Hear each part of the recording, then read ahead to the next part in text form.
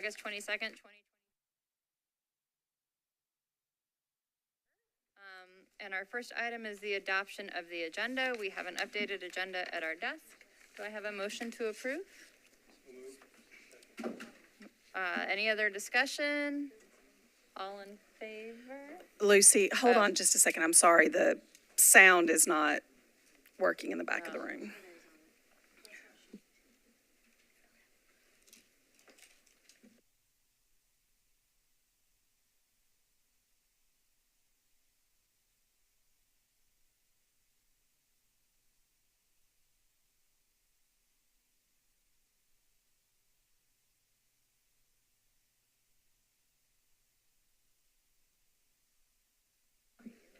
Is that better?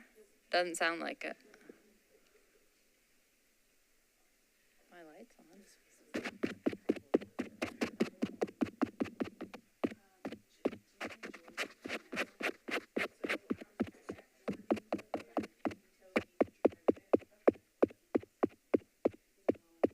There's something.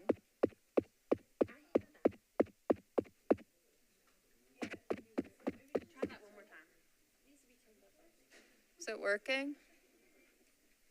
No. Any better?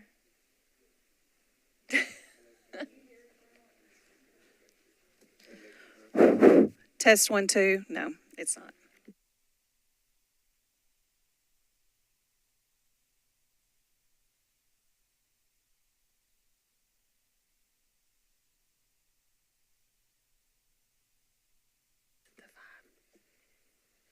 Is this working? No. Okay. You think? Can you hear it back there, though? Test 1, 2. Test 1, 2. Test, no.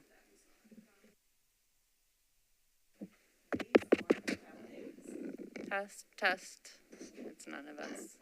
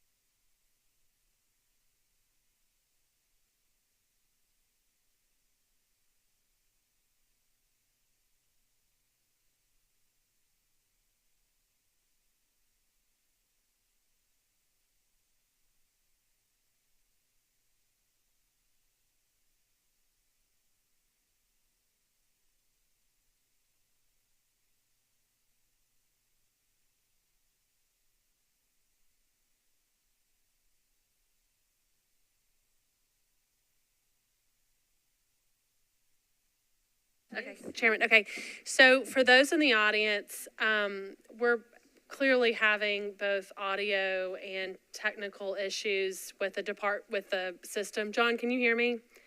So there are two things we want or two goals here. One is everybody in the audience needs to be able to hear what we're saying because it's part of the deliberation and it's a sort of public requirement that you hear what we're saying. So you're here. There are also folks watching on TV. They are able to hear. So with that said, what I'm going to recommend is that we try to proceed with the commission meeting. If for any reason you can't hear, let us know. And to the commissioners, if you're good with this approach, please just try to speak up as loud as possible for the folks in the audience. The folks online can hear. And then we'll go from there. Otherwise, we'll need to cancel the meeting, which I don't think folks want to do. So if I could have one staff person standing in the back to let me know if we're able to hear in the back of the room, we'll just proceed. Okay, so with that, Why don't we Chair? Yes. And also people are welcome. There's chairs up front, so make it easier. Yeah. Welcome to move forward. Yeah. And the commissioners will still need to turn their mics on and off. Okay.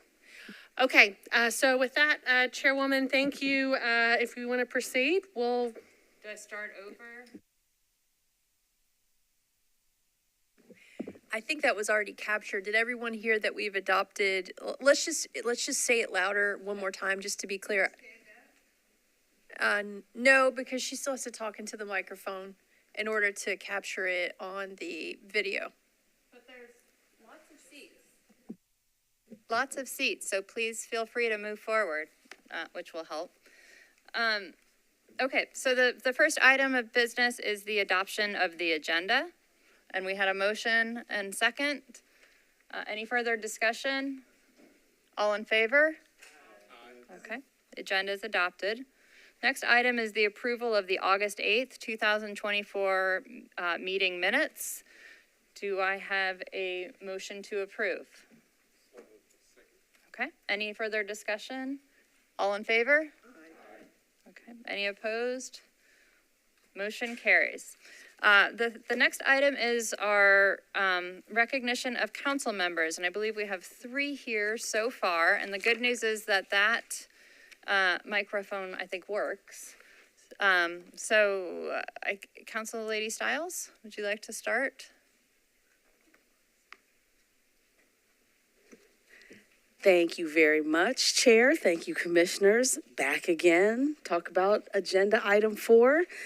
The SP amendment for Old Hickory Boulevard. This is the easement that we need in order for the Starwood renovation to move forward. So legally, paperwork has been signed for this easement. We need it to come through here and you guys approve it, and then I can take Starwood in forward. We did have a meeting with the developers for the Starwood site with Director Kempf and also Mr. Withers and also Ms. Dorlister after the last meeting. So planning is aware of what is coming, but this is the first step. So in order to move forward with that, I did agree to take away the building requirements as well as an interior sidewalk that's not open to the public. Anyway, this is a side street. No one's going to see this building, but they are going to see the 65 acres of a revitalized Starwood site. So for me, that is the priority.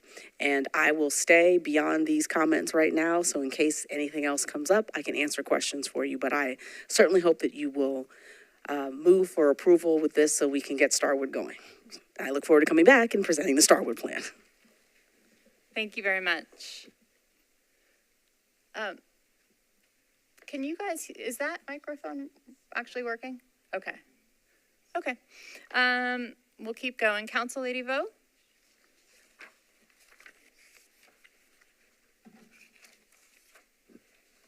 Should I still try to talk into the mic? Okay, Yes. great. Good afternoon, everyone. I'm talking on agenda item number 13 regarding the Edge Hill Neighborhood Plan. And first, I just want to thank everyone who worked on this plan. It took, of course, I want to thank the Mayor O'Connell, Mayor Cooper, Councilmember Sledge, the Metro Planning team, the community, and so many nonprofits in the area, our technical advisors, the consultant teams, and especially the constituents who have come out. And so I would just want to stand before you today to speak in support of the Edge Hill Neighborhood Plan. It's really a crucial step forward for a community that holds deep historical and cultural significance in our city.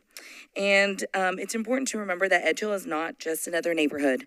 It's a living, breathing part of Nashville's legacy, shaped by generations of families, civil rights leaders, and artists who have called it home. So I'm really excited that this plan seeks to strike a delicate balance regarding and honoring Edge Hill's rich past while also addressing the needs of the present and future. We know that growth and development are inevitable in our rapidly changing city, and how we manage that growth in neighborhoods like Edge Hill will define Nashville and how we build for future generations. So I've heard from many of my constituents, longtime residents, newcomers, and business owners alike. And the common thread in their feedback was very clear. We need a plan that safeguards the character of Edge Hill, provides affordable housing, and ensures that the people who have made the neighborhood what it is continue to thrive there. And the plan is not just a document. I think it's, remember, it is a commitment to inclusive development, celebrating our heritage, and ensuring that Edgehill remains a vibrant, diverse community where everyone has the opportunity to succeed. So I urge the Planning Commission to approve this plan and to continue working with all stakeholders to make Edgehill a model for thoughtful, community-centered growth in Nashville. So let's move forward together and make it a place where everyone who calls Edgehill home can be very proud of it. Thank you so much. Thank you. Last, Councilman Stiles? Oh, I'm sorry, Huffman. I was looking at you and.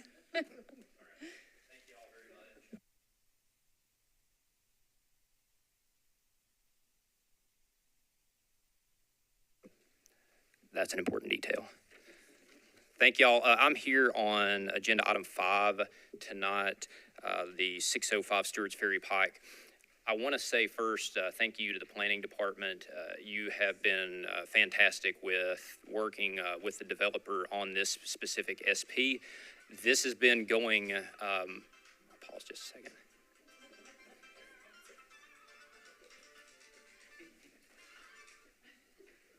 All right. This one has been going on for some time back and forth. I know it's been deferred on your agenda a couple of times. But the developer has been really great throughout this entire process. We had a community meeting back in March, and it generated a lot of excitement in the community. I want to highlight that not only are we adding a new hotel, but we're also helping solve our housing problem here in Nashville by adding a considerable amount of units. I'm working with the developer as well to ensure that a portion of those are affordable. So very excited about that. So ask for your approval for this. Oh, and one thing I almost forgot. It has greenway access, y'all. So really, really cool project. So ask for your approval, and thank you very much. Thank you. Anyone else? Anyone hiding? All right, thank you all. Next item is going to be the items for deferral and withdrawal. This part, we'll try to really speak up. Is that one working? This one works.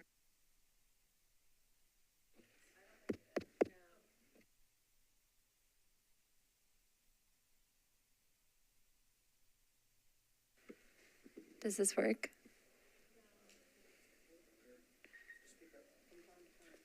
From time to time? Okay.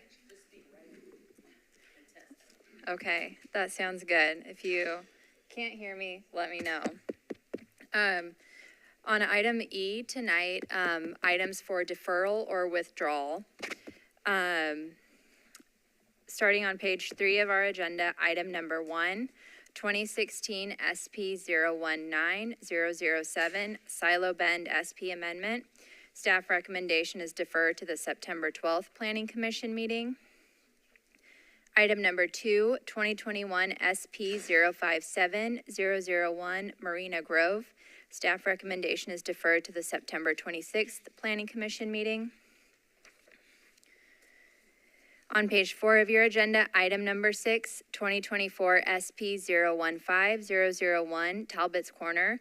Staff recommendation is deferred to the September 12th Planning Commission meeting. Item number 7, 2024 SP 016001 751 South 5th Street. Staff recommendation is deferred to September 12th. On page 5 of your agenda, item number 8, 2024 SP 030001 1202 McGavick Pike and 1201 Keller Avenue. Staff recommendation is deferred to September 12th. Item 10, 2024 S025001 Madison Station. Staff recommendation is deferred to September 12th. Item number 11, 2024 S083001 Harpeth Overlook. Staff recommendation is deferred to the September 12th meeting. Item number 12, 2024 S084001 Final plat of the Steinbach property. Staff recommendation is deferred to September 12th. On page 7 of your agenda, item number 19, 2024 Z051 PR 001. Staff recommendation is deferred to November 14th, and that concludes our items for deferral or withdrawal. Okay. So the items for deferral or withdrawal tonight are items number 1, 2, 6, 7, 8, 10, 11, 12, and 19. That's correct. Thank you. Commissioners, you've heard our items for deferral this evening. Do I have a motion to approve? So moved. Okay. A More? little louder, okay. May I repeat? Yeah. Okay, the items for deferral are 1, 2, 6, 7, 8, 10, 11, 12, and 19. So you speak it for the Thank audience you. out there, and I'll speak it for the. Thank you. And we have a motion to approve and a second. Any further discussion? All in favor? Any opposed? Motion carries. We now have the fun of the consent agenda. Okay. Items noted on tentative consent will be read aloud at the beginning of the meeting by a member of the planning staff to determine if there is opposition present. If there is opposition present, the items will be heard by the Planning Commission in the order which they are listed on the agenda.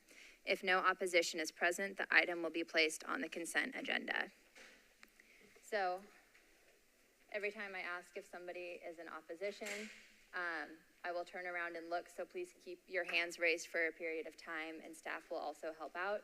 And if that item is pulled, we will identify that. We'll keep an eye out for you, so you don't have to turn around every time. Okay. As noticed to the public, items on the consent agenda will be voted on at a single time. No individual public hearing will be held, nor will the commission debate these items unless a member of the audience or the commission requests that the items be removed from the consent agenda. Starting on page 4 of your agenda, item number 3, 2022 SP 013002, 2nd and Van Buren Street Amendment. Is anyone here in opposition to this item? This item will be on the consent agenda. Item number 5, 2024 SP 011001, 605 Stewart's Ferry Pike. Is anyone here in opposition to this item?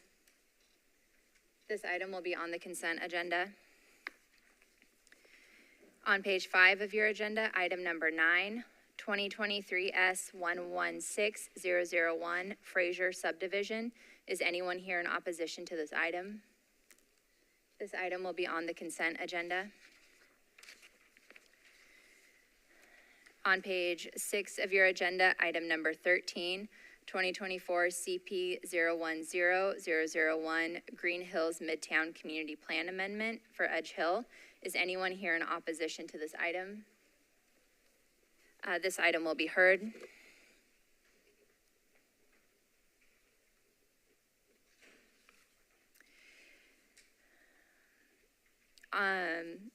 Continuing on page 6, item number 14, 2024 SP 008001, Burkett Glen SP. Is anyone here in opposition to this item? This item will be on the consent agenda. Item number 15, 2024 SP 031001, 865 West Trinity Lane. Is anyone here in opposition to this item? This item will be on the consent agenda. Item number 16, 2018 S188004, Parks at Cane Ridge Phase 1C. Is anyone here in opposition to this item? This item will be on the consent agenda.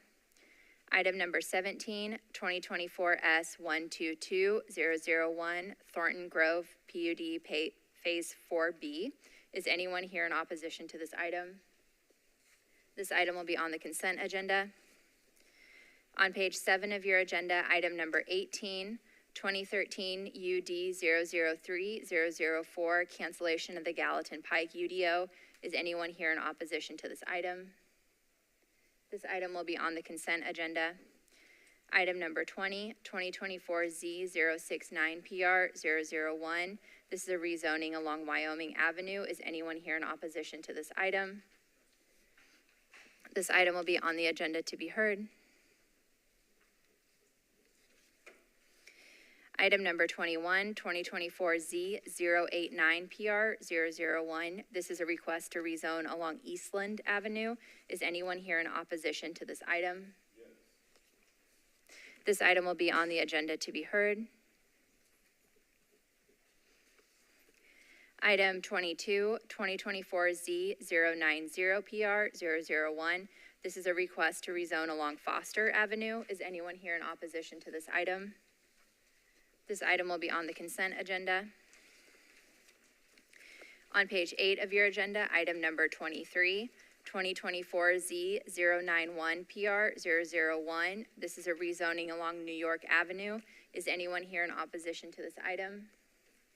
This item will be on the consent agenda. Item number 24, 2024Z092PR001. This is a request to rezone along Whitney Park Drive. Is anyone here in opposition to this item? This item will be on the consent agenda. And that concludes our items, so I'll run back through with the captions now.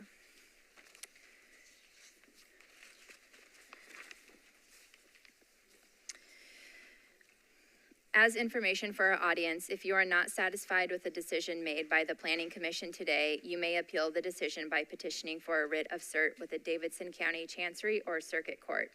Your appeal must be filed within 60 days of the date of the entry of the Planning Commission's decision.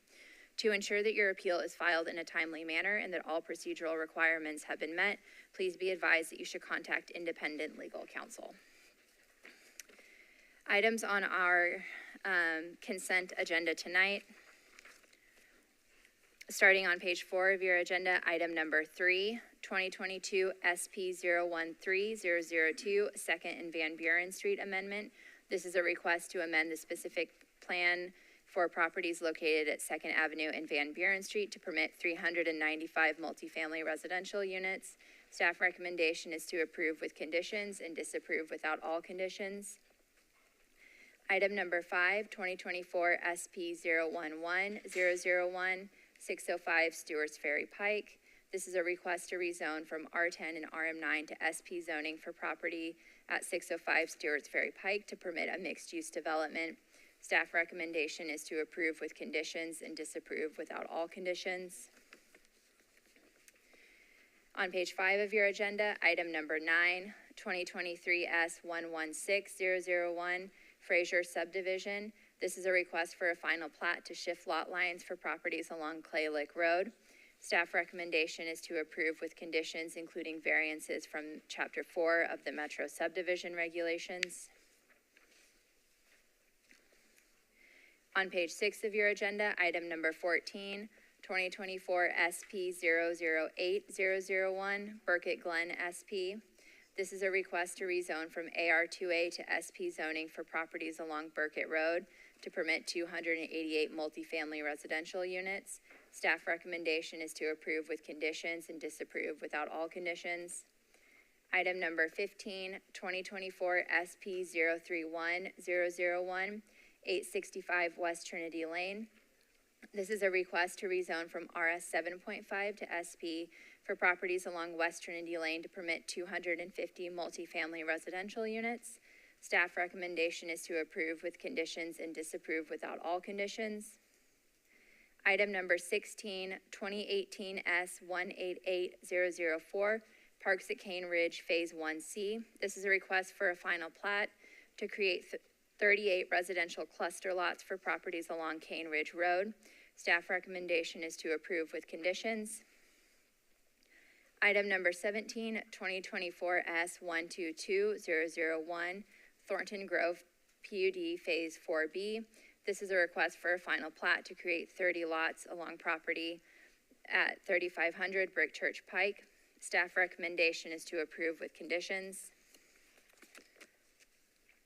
On page 7 of your agenda, item number 18, 2013 UD 003004, Gallatin Pike UDO cancellation. This is a request to cancel the Gallatin Pike UDO on various properties along Gallatin Pike. Staff recommendation is to approve. Item number 22, 2024Z090PR001. This is a request to rezone from RS5 to R6A for property at 2301 Foster Avenue. Staff recommendation is to approve. On page 8 of your agenda, item number 23, 2024Z091PR001. This is a request to rezone from CS to MULANS for property at 5502 New York Avenue. Staff recommendation is to approve. Item 24, 2024Z092PR001.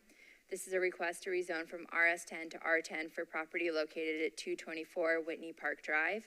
Staff recommendation is to approve. And under item H, other business, item number 26, the agreement between Downtown Partnership and the Metropolitan Nashville Planning Department. I would like to note that Commissioner Henley is recused on this item. And item 30, to accept the director's report. Thank you. Very well done. I will communicate the list the first time, and Lucy may go after us if you feel like you can't hear well enough in the back.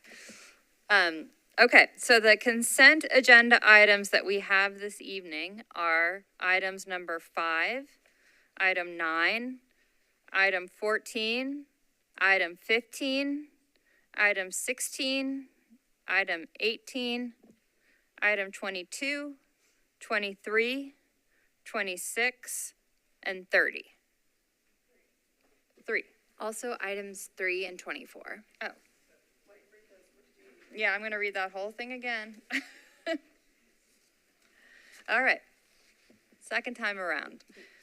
Consent agenda items are item number 3, item 5, 9, 14, 15, 16, 18, 22. 17. Oh my gosh. Item 17, item 18, item 22, item 23, item 24, item 26, and item 30. All of That's correct. Got them all. All right.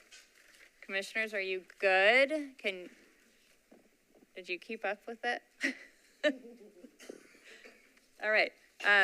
So with that, do I have a motion to approve the consent agenda tonight? Okay. Any other discussion? All in favor? All right. Any opposed? The consent agenda is approved. So, I think I have this list right. The items that we're hearing tonight are items 4, item 13, item 20, item 21, and item 25. Is that right? That's correct. 5 items? Okay. And item 4, the first one we heard at our last meeting, and that was, we closed the public hearing. So, Lisa, you're going to give us an update on item 4?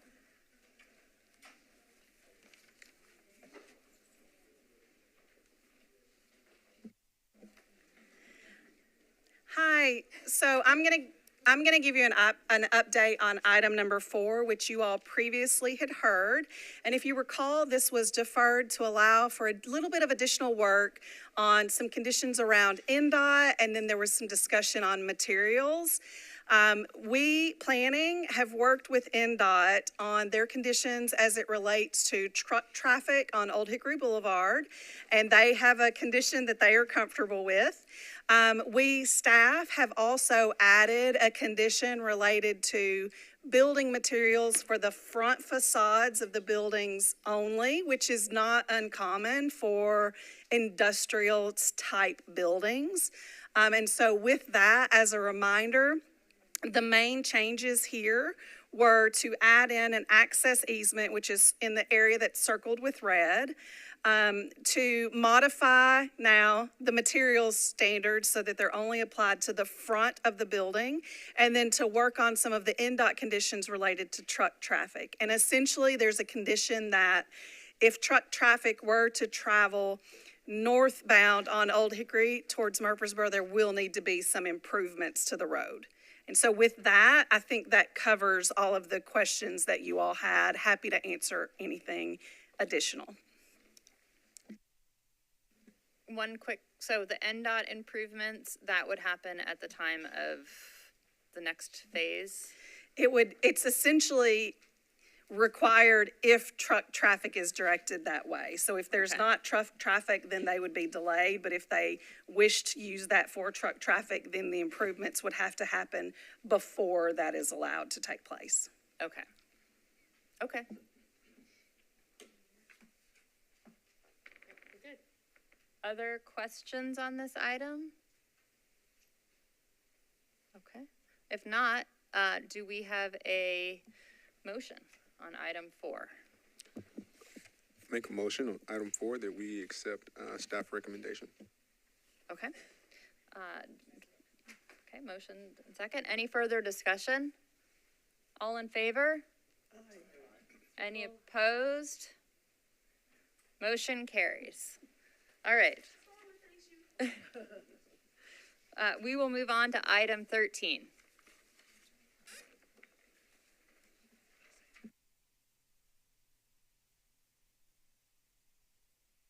You have to.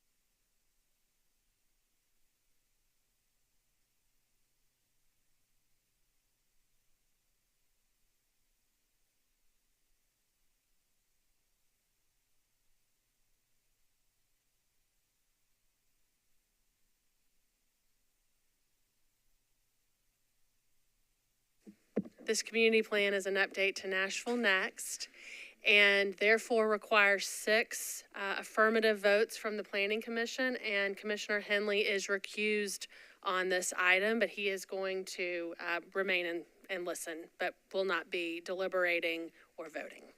And if you are here for this item, please feel free to move to the front of the room. It will make it easier if you're going to try to listen to the commissioner's deliberation.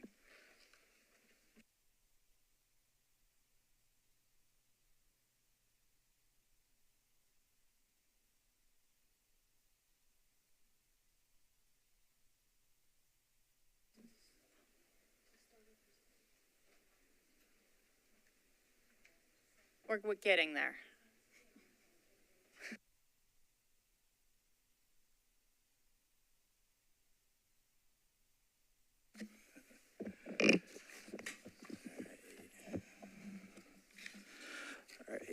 Good evening, Commissioners. I am Corey Clark with Community Plans, and with me I have Katie Kamisis from Project Management. Corey, speak up. Sorry. Okay. And we're here to present the overview and key recommendations of the Edge Hill Neighborhood Plan. We're presenting the Edge Hill Neighborhood Plan for a vote of adoption.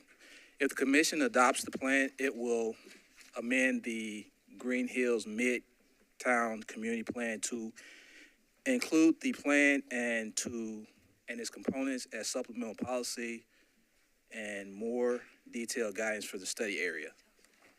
All right.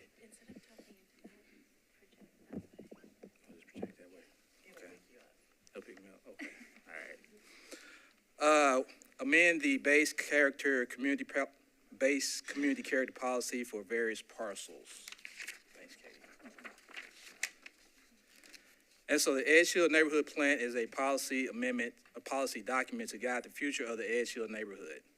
It captures the community's vision and recommends different ways to implement the vision, including policy changes, partnerships, and capital improvements for new and existing infrastructure.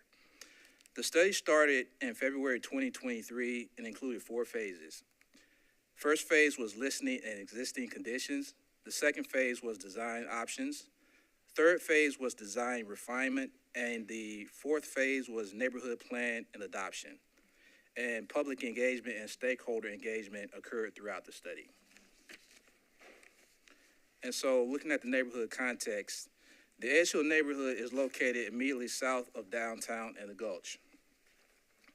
Other growing neighborhoods are located to its east, which Wedgwood Houston, to the west, Music Row, and south, 12th South. The neighborhood is also adjacent to Vanderbilt University, Belmont University, and Fort Negley, which recently went through a master planning process. And so the study area or neighborhood is approximately 560 acres. It is bounded by Interstate 40 to the north, Interstate 65 to the east, Wedgwood Avenue on the south, and Villa Place on the west. There are two large parks in Edge Hill, Rose Park and Reservoir Park, and several smaller parks.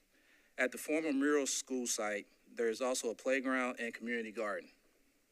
There are also two schools in the neighborhood, which are Carter Lawrence Elementary School and Rose Park Middle School. Approximately 5,100 residents live in the neighborhood, and the study area is also home to MDHA's Edge Hill Apartments, which completed a master plan in 2019, and the Gurner Apartments for seniors. And if you're looking at the map, the MDHA properties are outlined in blue. And so the community and stakeholder engagement. Wow, okay. All right, no problem. The project included community and stakeholder engagement throughout the study. The study held 3 community workshops, including a listening session, discussion of neighborhood priorities, and a review of potential plan recommendations. The study also held a focus group with neighborhood leaders and one with community youth during after-school programming. Several Metro departments have a large presence in the neighborhood, and the project included a series of Metro stakeholder meetings to discuss department plans and opportunities for future coordination. Also, department staff provided technical assistance on recommended policy changes and the capital improvements. The project team also attended community events to provide project updates and to hear feedback from community members. And so what you're seeing now is a word cloud, and this word cloud conveys the priorities of the community members. The larger words mean the word or phrase was mentioned more often. You can see here history, culture, affordability, and safety are the top 4. And so now we come to the Nashville Next Growth and Concept Map. The Nashville Next designates the majority of the study area as neighborhood, which is pale yellow, surrounded by transition and infill areas, which are light tan. Reservoir Park and adjacent Fort Negley Park area also designated as part of the Green Network. Finally, the neighborhood is adjacent to Tier 1 centers, which are downtown, recognized as downtown and midtown to the north and east, and a Tier 3 center, 21st Avenue to the west.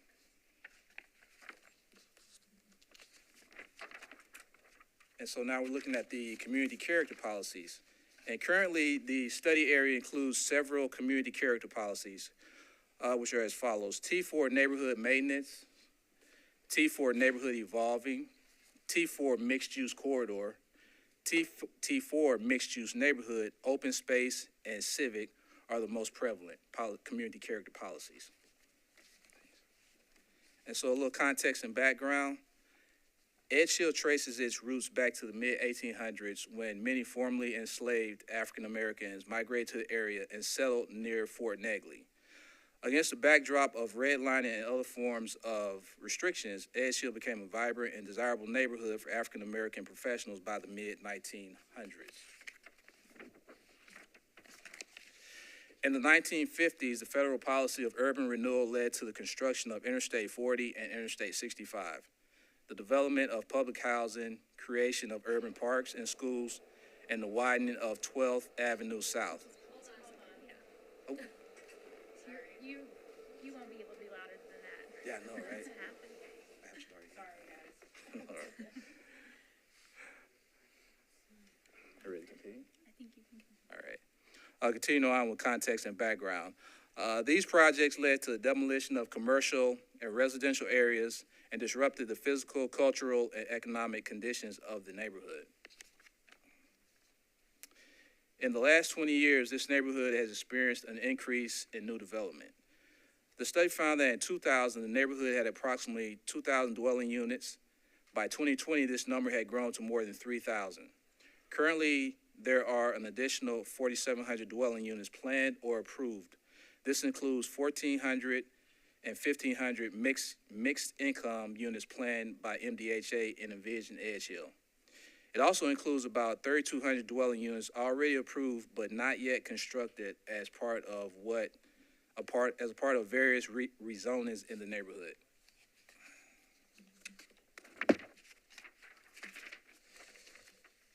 And finally, the impact of this change is evident in the demographics of the neighborhood that you see up on the screen here. Since 2000, the share of Black residents in the neighborhood has dropped from 79% to 46%. And this shift represents a different pattern than what is happening across Davidson County as a whole.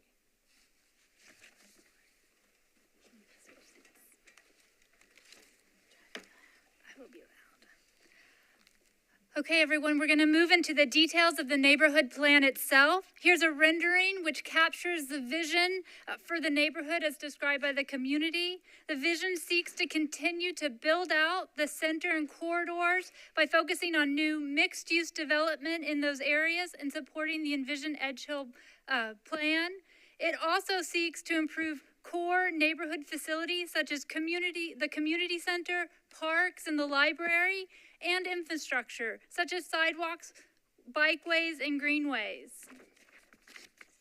The Edge Hill Neighborhood Plan centers the vision on three guiding principles: retain, preserve, and return, inclusive smart growth, and reconnect and elevate. These principles organize the plan's recommendation for achieving the overall vision. And these recommendations include policy changes, potential partnerships, and capital improvements. In order to achieve the vision, the plan recommends amending various base policies in the area, including updating the area of MDHA's and Edge Hill apartments from T4 neighborhood evolving to T4 mixed-use neighborhood to support the implementation of the Envision Edge Hill transformation plan, extending T4 mixed-use corridor along the entire length of 12th Avenue South and on the north side of South Street. This builds on the existing T4 mixed-use corridor on 8th Avenue South and supports a greater mix of uses and housing options. And finally, updating the civic policy on the former Murrell School block to open space to reflect the existing playground and community garden on the north portion of the site. In addition to base policy changes, the plan organizes the neighborhood into 7 character areas based on development patterns and context. These character areas provide a basis for more detailed guidance. The plan uses the character areas to provide specific guidance on preferred building types and the maximum number of stories. The plan encourages a diversity of building types to create more housing options and diversity across the neighborhood. The plan focuses more intensive building types such as flats and mixed use on the corridors. Generally, the maximum heights along the corridors range from 3 to 7 stories, except at major intersections which serve as gateways into the neighborhood. At these intersections, the plan allows for the consideration of up to 12 stories for mixed-use buildings only, and with priority given to protecting the viewshed between the 3 hills. Moving into the capital improvement recommendations, a key capital improvement recommendation involves the block bounded by DeFord Bailey Avenue, 12th Avenue South, Wade Street, and 14th Avenue South. This block includes the Edge Hill Library Branch, the Midtown Hills Precinct, the former Murrell School, the mini soccer pitch, and a beloved community garden and playground. The Edge Hill Neighborhood Plan recommends the development of a master plan with private and public stakeholders for this block to address circulation, access, and the overall vision. The neighborhood plan looked at mobility across the neighborhood, including recently completed and planned projects. It identified several key projects which could increase connections across the study area, improve pedestrian safety, and contribute to the open space network. One is the development of a corridor plan for 8th Avenue South, including a safety study at the high crash intersection of Wedgwood Avenue and 8th Avenue South. Another key mobility recommendation is a feasibility study for an Edge Hill Loop, a signature network of trails and bicycle pedestrian paths which link the parks and green spaces in the neighborhood. This loop also represents an opportunity for placemaking, highlighting the rich history of the neighborhood and improving the overall quality of life. The plan also recommends a feasibility study to explore reconnecting Edge Hill to the neighboring Fort Negley. The construction of I-65 in the late 1960s cut through the area, splitting the neighborhood and impacting its connections to the rest of the city.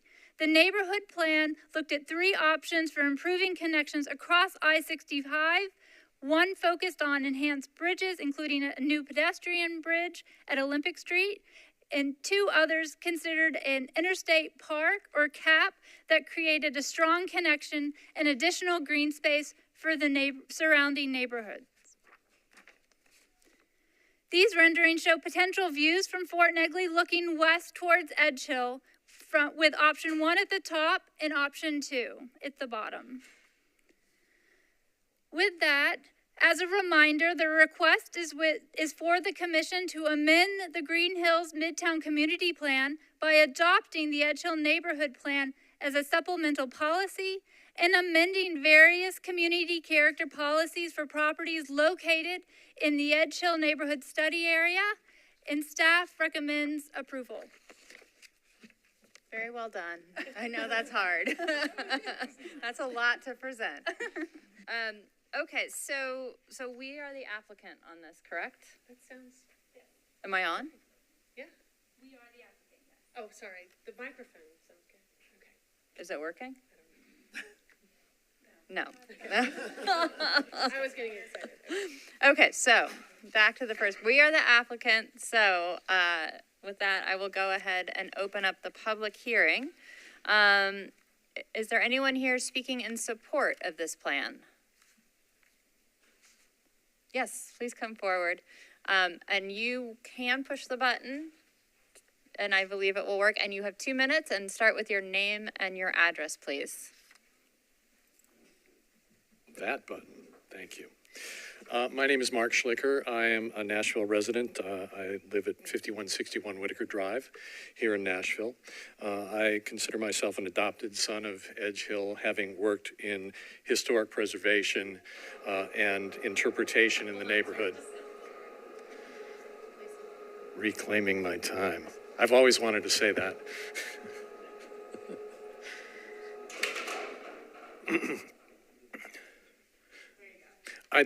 Thank you. I'd like to give a little bit of historical context to the Edge Hill Neighborhood Plan in terms of the protections and lack of protections that the neighborhood has had over the years.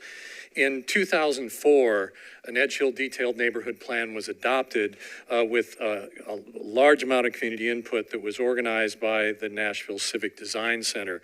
From 2004 until 2015, roughly, that protected a lot of the neighborhood and also facilitated the implementation of the park facilities, the playground and whatnot on the Merle site, which we refer to as the William Edmondson home site.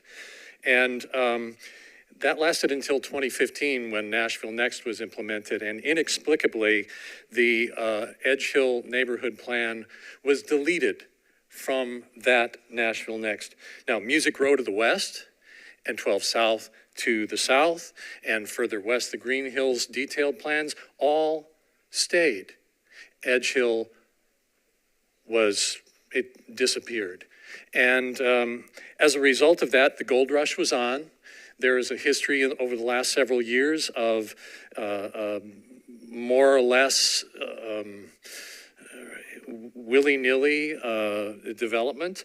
And in 2018, just 3 years after the protection for the neighborhood was lifted, so the William Edmondson home site was about to be sold. And the group that I represent and am a part of stopped that sale. And we immediately started advocating for this plan or a version of this plan that you see here today. So Edge Hill has been waiting a long, long time. It's been 9 years, and we urge the adoption of the plan. Thank you. Thank you. Yeah. Hi. Hello, excuse me. Hello, everyone. I'm Brenda Morrow. I'm the president of the Edge Hill Apartments Resident Association, also the executive director of Organized Neighbors of Edge Hill. The community came together in a hard and fast effort in 2018 to stop the sale of Merrill School, simply because it sits on a historical site, the home of William Edmondson, a self-taught sculptor, the first Black man to have a one-man showing at the Museum of Modern Art. People came together and we collected in less than 2 weeks over 2,000 signatures to stop that. Since then, we have been doing so much to keep this home site park and garden, originally named as a community park in 2003, when we got a community block grant to build up the walking trail and the first park that we had over there. We also, with that funding, bought the Bears and got them situated in their home site at the corner of Edge Hill and 12th at Gurnard Homes. Since last year, we have had so many meetings and brought so many residents together. The residents are so proud of what has been done there. And I would urge each one of you all to go to the Save the William Edmondson Homesite Park and Gardens Facebook page and see all the beautiful work that's been done by residents and partners of the park and the garden. And actually, when we came together to put this neighborhood plan together, residents were so amazed at how you can come together and actually say, we want to connect to these other communities. And we want, I'm sorry, but okay, there's that my beep, isn't it? So we wholeheartedly support the work that's been done by the planning department. Thank you. Thank you very much. Anyone else speaking in support? Okay. Anyone speaking in opposition?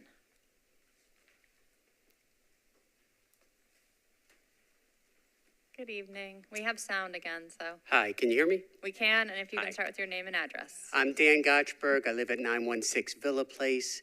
I'm a founding board member of the Edge Hill Village Neighborhood Association, but today I'm just speaking as an individual, not a representative of anybody. I think there's a procedural error buried in the community plan. As it's written now, it explicitly supports and endorses the Envision Edge Hill plan. That Envision Edge Hill plan will take a zoning change, and any approval by the Planning Commission of a zoning change should happen at that point, not now. When they go for a zoning change, they're gonna ask the Planning Department to look at it, and the Planning Department's supposed to look then at an independent neighborhood plan. Right now, it's not an independent neighborhood plan. It's a plan that prejudges that zoning change. So I think this is a fundamental flaw in the way this has been approached. When they go for a zoning change, that should be a public procedure. It should be just like any other property developer. People should be able to judge it then. Planning department should judge it then. Thank you. Thank you. Anyone else speaking in opposition? If not, Council Lady, do you have anything more? Okay.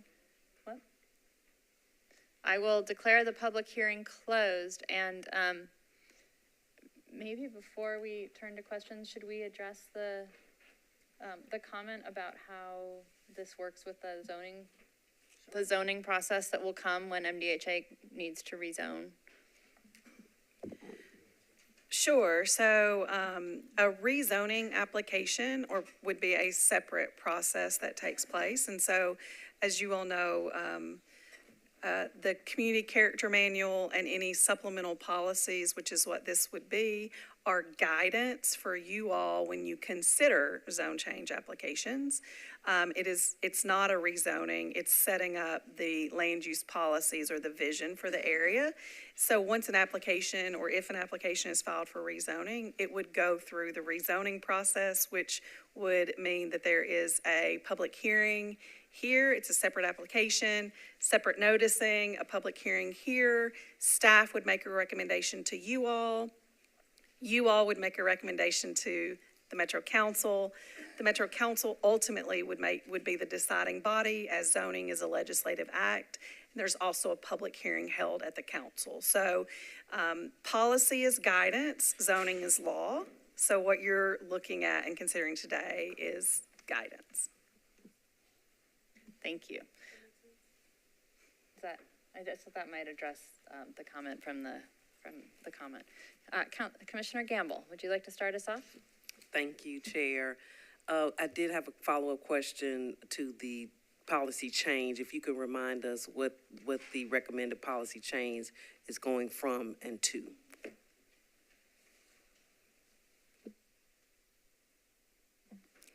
Okay, you can see here, it's primarily switching, right now it's urban neighborhood evolving, and we are kind of updating it to urban mixed-use neighborhood, and then along the corridor, urban mixed-use corridor, and then keeping the T4 neighborhood evolving on the edges. And so this is to kind of, as we said as part of the presentation, the community really wanted to continue to build out and direct growth along the corridors and in the center where it's already happening and already planned for. And so these policies would do that. They are supportive of Envision Edge Hill. So if that process did move forward, these policies would help to support the implementation of that plan. Thank you. Other commissioners, comments from other commissioners? Stuart, this is close to your neighborhood. Any thoughts? Well, I was pretty impressed with this presentation, and also with the question raised toward the end. I do think this is probably the way we normally do it. We do set forth in a community plan process like this. It doesn't bind us in the future, and that what comes in the future would be more specific, but I understand your point. I think it's probably inherent in our process that we start out with broad guidance. I was skeptical when I heard we were looking at this because I'm fairly familiar with the history, and it's a pretty sordid history for our city. And I was afraid it would be watching some of the changes that have happened there and the displacements, that it would be another step. But I'm pretty convinced now that it's not. It's the opposite of that. So that's my take on it at this point. Any other commissioners? Yes. Commissioner Allen. There were a couple of slides that stood out to me regarding just some of the research that had been done in the area. One was the word cloud, the words history, culture, and safety that were important, along with the demographic changes specifically relating to the African American community. How does the plan or the policy address those items?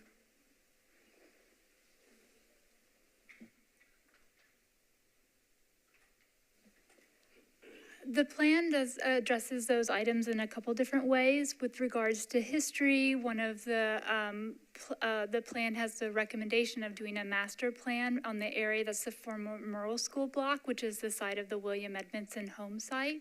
And the recommendation is to bring together both the public stakeholders that are on that site, including the library, the precinct, the police station that's there, and then the school district that has a building there, as well as private stakeholders, including the William Edmondson organization, together to think about a vision for that site because they care so deeply about the historical nature of that site. In addition to that, we thought about it in terms of things like even public improvements in or capital improvements in the neighborhood, where parks could become placemaking opportunities to tell the story of Edge Hill. The Envision Loop is an example of that, where is that an opportunity to include placemaking and interpretive exhibits to help tell the story of the neighborhood. And I think a large part of it too is like connecting to Fort Negley, the potential to connect back to and restitch the neighborhood together a little bit. We approach the community about that conversation by showing them 3 options, which is what we share in the slide, to see if this was of interest to them. Would they want something like that? And to get their feedback on what kind of option they'd like to see. And they were game for it. And so it went into the plan as a recommendation for feasibility to further explore that idea. So even reconnecting the physical connections of the site and kind of recognizing that history and what has been done. Any questions? Yes. Thanks. I just wanted, I see that you have an elevation of 12 stories, and that's along the main corridor, is that correct? And then I also see you have, it goes 3 to 4. Is there a graduation of stories or in between that, or can it jump from 3 to 12?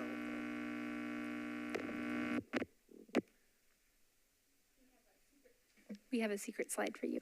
So you'll see, this is to help clarify where those 12 stories are. They're really meant to be focused on these key intersections in the neighborhood that can simultaneously kind of be a place to encourage mixed, 12 stories only for mixed use development, so a place to incentivize and encourage mixed use development on key transit corridors. It's an opportunity to kind of get a little bit more density in those places where people can just jump on a bus or have a more walkable, livable experience. Also recognizing those as gateways into the neighborhood and using that, the opportunity to kind of mark those gateways into the neighborhood a little bit. But to your other part of the question, the plan also includes corridor planning principles, and I don't expect you to read them all, but really just to say there's additional guidance on how these corridors are meant to connect back into the neighborhood, and that setting up a transition from the maximum height that's allowed, whatever it may be along the corridor, whether it's 7 or 12 according to the building type, but that only extends 150 feet off of the corridor, and then at that point it needs to set back so that and also projects need to be thinking about the variety of building types that they're using, the variety of scales they're using. So we have planning principles within the document to help manage that transition into the neighborhood. Any other comments or questions? Just thank you to planning staff. I know this is a lot of work, and we've had some tough cases in Edge Hill. I know, and that's in the recent years, not the history that obviously created so many of these challenges. But to have minimal opposition here tonight definitely says something about the community outreach and engagement that went into developing this plan. And I think it seems really exciting. I know it's a long ways off, but I love the idea of the bridge or the elevated park crossing 65. I think that would be amazing. So thank you for all the hard work in doing this. With that, do we have a motion? Anyone ready to make a motion? Okay. Second, great. Any further discussion? All in favor? Aye. Any opposed? Motion carries. Item 13 is adopted. All right. Thank you, Stuart. Commissioner Henley, you're back on. Are we okay? Somebody said they thought it was working, but it's not yet. It's not working? Let me. Everything works. Everything's working. Okay. That sounds better. Everything's on. Everything's working. Okay. All right, so we are on to item 20.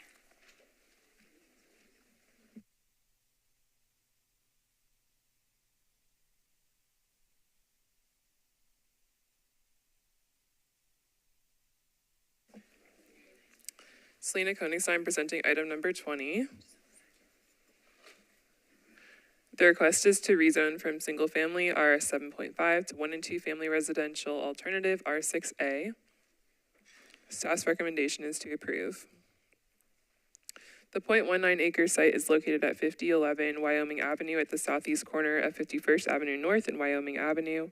The site is currently developed with a single-family residential structure and has an accessory building. Surrounding properties are primarily zone RS 7.5 and R6. Nearby land uses include single-family and two-family uses, and there's a park across the street, which is zoned R6. The policy on the site is T4 Urban Neighborhood Maintenance, and it's intended to maintain the general character of existing urban residential neighborhoods. The proposed zoning district R6A will retain the existing character of urban lots while being able to provide an incremental increase in density by permitting a maximum of 2 residential units on the property. As previously mentioned, there are 2 family uses interspersed throughout the neighborhood. Given the current lot size and configuration, no subdivision would be permitted and the existing lot pattern would be maintained in the area. An additional unit would provide an opportunity for increased density next to an open space, which is ideal as it can provide benefits to future residents and opportunities for increased users of park spaces. The context of this site is also unique in that you can see on this slide here, it's located on a corner across from the Metro Park's own McCabe Golf Course and then diagonally from a church. The intersection of Wyoming Avenue and 51st Avenue already has a diverse mix of uses. This corner location could support a slight increase in density without the need for additional infrastructure, and the addition of a second unit could provide an opportunity to frame both streets consistent with the established and exclusively residential pattern east of 51st Avenue North and south of Wyoming Avenue. Additionally, the proposed development standards of the alternative designation seek to achieve a more urban form, which would be appropriate considering the urban policy area. And for these reasons, staff recommends approval. Thank you. We'll go ahead and open up the public hearing. Is the applicant here?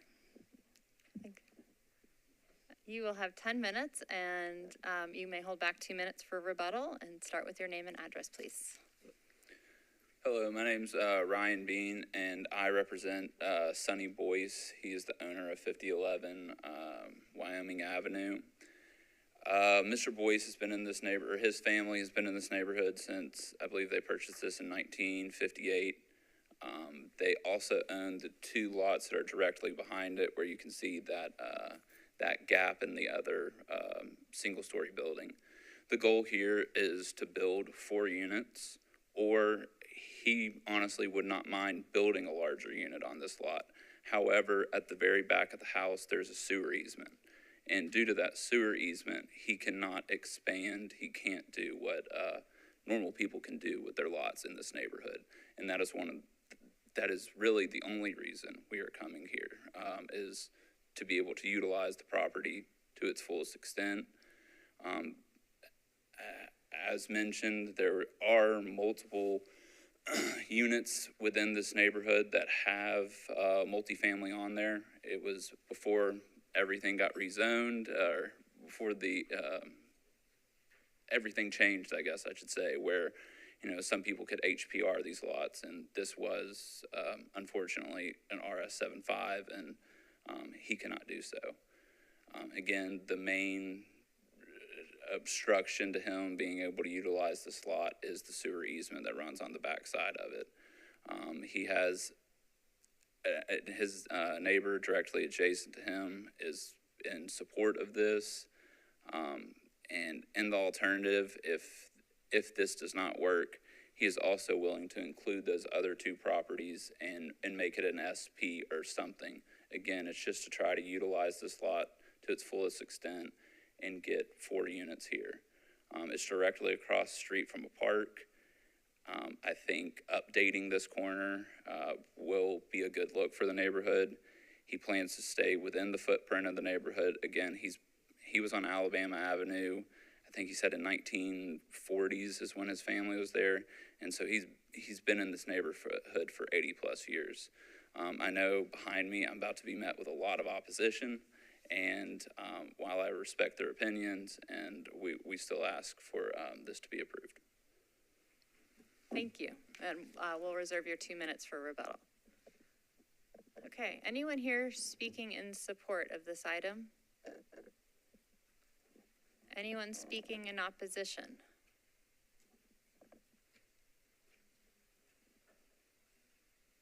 And I would ask if you are speaking in opposition to move forward and line up. Yes, I'm Bernard Pickney. I live at 4604 Dakota Avenue. And,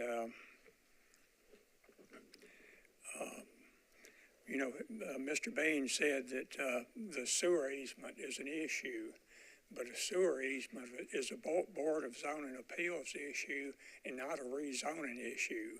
I mean, if you've got a hardship, you go to the Board of Zoning Appeals. And to give a little bit of history of this zoning, back in 1998, we had the comprehensive rezoning, and our neighborhood was downzoned from R6 to RS 7.5.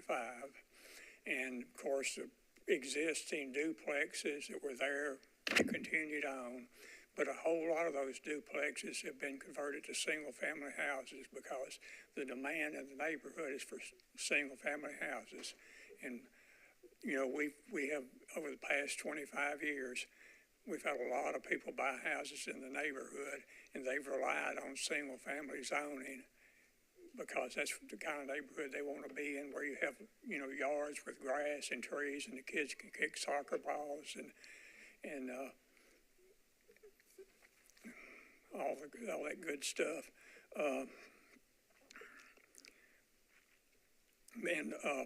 Another thing, in the past 25 years, there hadn't been a single zoning from RS 7.5 to R6.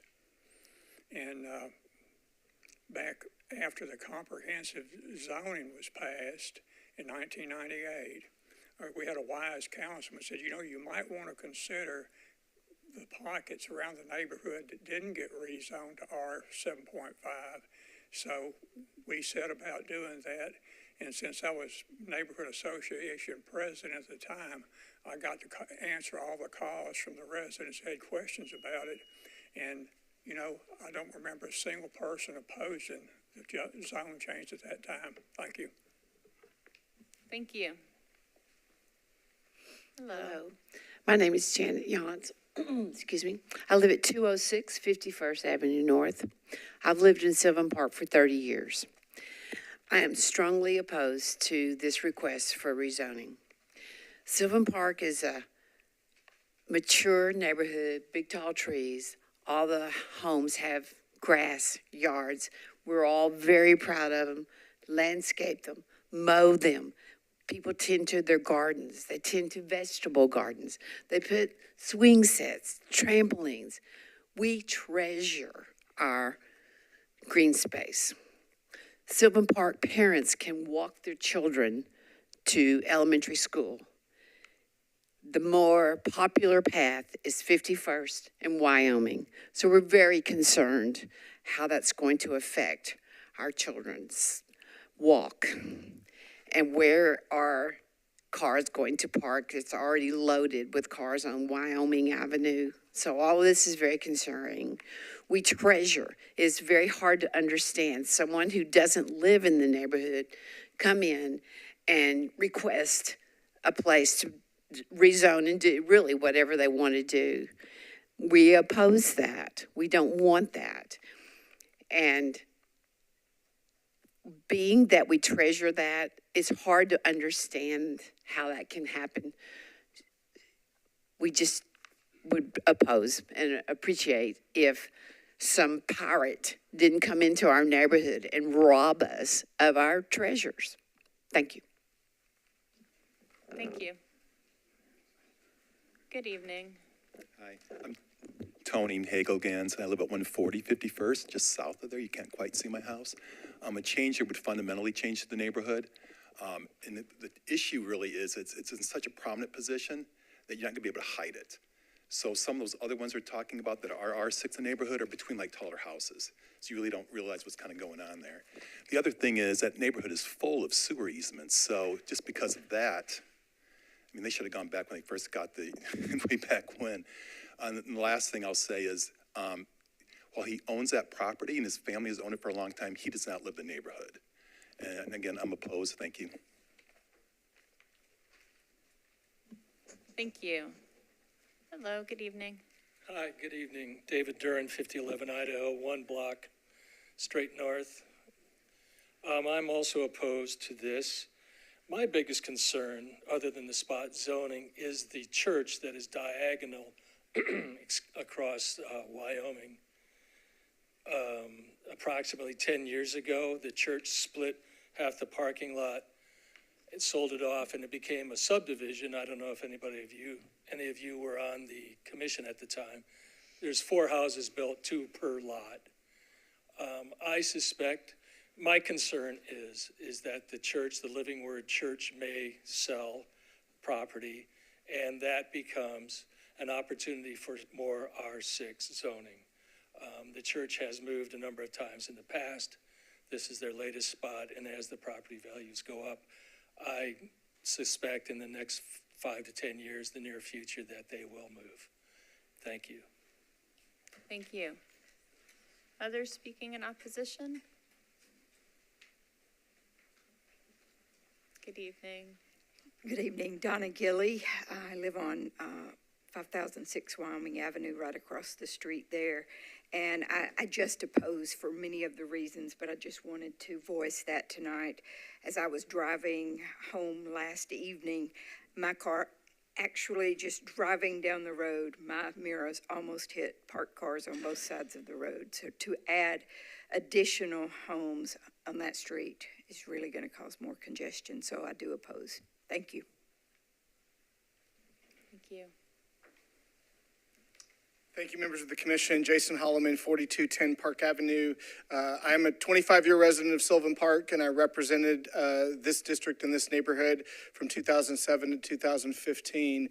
My predecessor, Councilman Summers, is also here. He represented this area immediately before me from 1999 until 2007. I say that to say that Mr. Pickney is correct. There was a real conscious effort to downzone this area from R6 to R7.5 about 25 years ago. I do not think there has been a single upzone to R6 to reverse that decision in the last 25 years. And I would hate to see that change. We have struggled. We're fortunately a very sought after neighborhood, and we've struggled with a lot of development pressure. We've tried to address that in different ways. We've tried a couple of times to have a neighborhood conservation overlay that has been partially successful, but not throughout the entire neighborhood, although we've continued to discuss that. What concerns me is that as there is a shift towards trying to preserve some of the neighborhood character of Sylvan Park, which is a 120-year-old neighborhood, this is a contributing structure. And obviously, if it is allowed to be torn down and put in its place, without design guidelines, like many of the other ones we've seen torn down, where we have legally non-conforming use rights, which I will say is about 20 to 25% of the neighborhood, there's a lot of opportunity for infill. And I don't think we need to exacerbate that by upzoning this. And I have concern not only about this individual property, but once we break that precedent that we've maintained for the last 25 years, I think you're going to see more increased requests and more change that's incompatible with the traditional style of our neighborhood. Thank you. Thank you.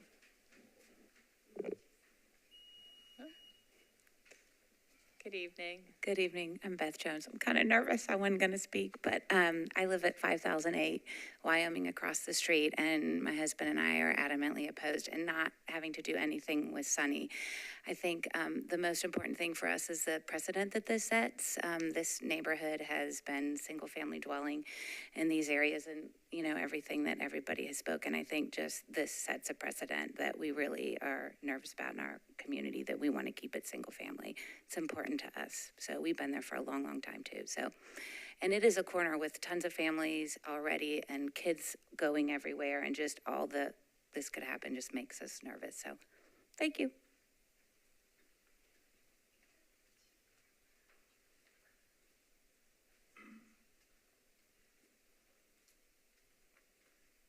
Hello, my name is Harry C. Wilkinson, Jr. I have been a resident of Sylvan Park since 1981. and have enjoyed my view of the Richland Greenway located at 51st and Wyoming Avenue, Nashville, Tennessee for many years. I am concerned that this project may limit my view of the Greenway. I'm also a double-edged sword here, as I've known Mr. Boyce since he was a child, 18 years old. He's now 62. His story to me is that he wants to develop the property in a way that does deal with the easements of the sewer line and does keep an outsider from, who knows, New York State, Southern Florida. Like we see our city just, I'm shocked when I drive around the city now and see new dwellings here and there. But in his defense, I like to say he's been a good neighbor, but selfishly, I'm a double-edged sword. I don't want Mr. Boyce to be limited. I'd rather see him develop the property than an outsider who would come in and do things that might really be terrible. I think some truths have been stretched in this entire project, and I want to get along with everyone in my neighborhood. But selfishly, I don't want to lose my view that I've enjoyed. And were I to lose my view by somebody building a giant 150 by 50-foot house right next door to me, like which is going on at Idaho and 51st Street, the corner of those two streets. A gentleman's building a new $3 million house there. But I'm a humble musician. I've been there since 1981. I love my view, and that's really what gives my house value. So I don't want to really oppose Mr. Boyce completely, but I do want to look after my own concerns and don't want to be left with a 10-foot view when I have a 50-foot view right now. So it's just, these are all considerations for your esteemed experience. I just wanted the truth to somewhat be stated. Thank you.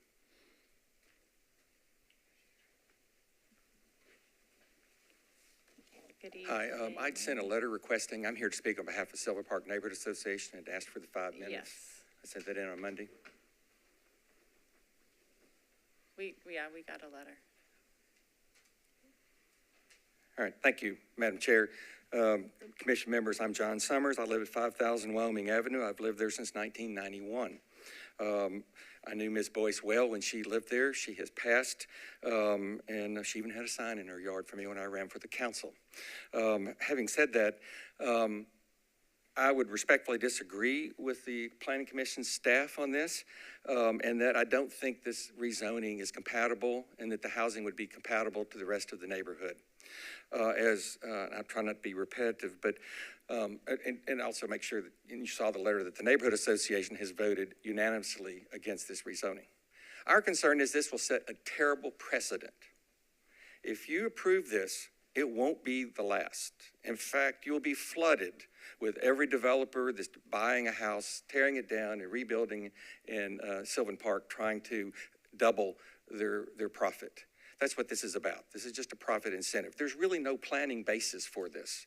In fact, I'd say it's contrary to that, because planning is only legally sustainable if you treat consistent properties consistently. All the residential properties touching this property, in fact, in the entire neighborhood are RS 7.5. The property across the street is park property. The reason it's zoned R6, and we didn't feel the need to change it, is that it used to be the Richland Village, which was a live-in facility for juveniles whose parents were in custody. And when Metro ceased that program and outsourced all of that, the property was torn down and I got the property given to Metro Parks. So there is no residential property anywhere near this that's zoned R6. So this commission approved the downzonings for this neighborhood. They were done in 98, and then I did a second one when I was in the council from 99 to 07, preceding Councilman Holloman, and there was overwhelming support in this commission. The staff supported it, and the neighborhood supported it. So to approve this one single lot zoning, not only do I think it's an illegal spot zoning, that's what we used to call them when I served on this commission, I think it's inconsistent with the whole housing pattern in terms of doing that. And again, you're going to set a precedent that we're going to see time and time again if you approve this, because Sylvan Park's a very popular place to come in, purchase a home, tear it down, and build an even bigger home. One of the I'll make sure, get on my notes, make sure I cover everything. You're going to be facing a very serious issue in the next few months, and that's dealing with the whole density issue in Davidson County. I would respectfully submit that rather than dealing with this on this one site, this should be considered. I mean, if R6 makes sense for this lot, why does it not make sense for the entire neighborhood? So I think that you're going to be dealing with that issue. I think the council's going to be dealing with the issue. And I think the whole community is going to be dealing with the issue. And I quite frankly think it's going to be quite controversial. While we recognize there's a need for additional housing, we also need to maintain the integrity of our neighborhoods. I was here during that golden era when neighborhoods, we were working really, really hard to save as many neighborhoods as we can, to save what we feel is the character of this community. And so rather than addressing this one time, because the only justification for this is economics. And as you know, you're not supposed to consider economics in a zone change. There is no planning argument for it. And again, it's going to be a spot zone in the middle of RS 7.5 throughout the neighborhood. Again, I would urge you to disapprove this, and all due respect to your staff, that this is just not consistent with the development in the neighborhood. It's not consistent with the previous positions of this commission, and it's not consistent with the previous positions of the Metro Council. Thank you for your time and consideration, and thank you for your service. Thank you. Anyone else speaking in opposition? If not, applicant, you'll have 2 minutes for rebuttal. Am I allowed to pass these? I just have a couple of. Sure, you can hand them and she'll.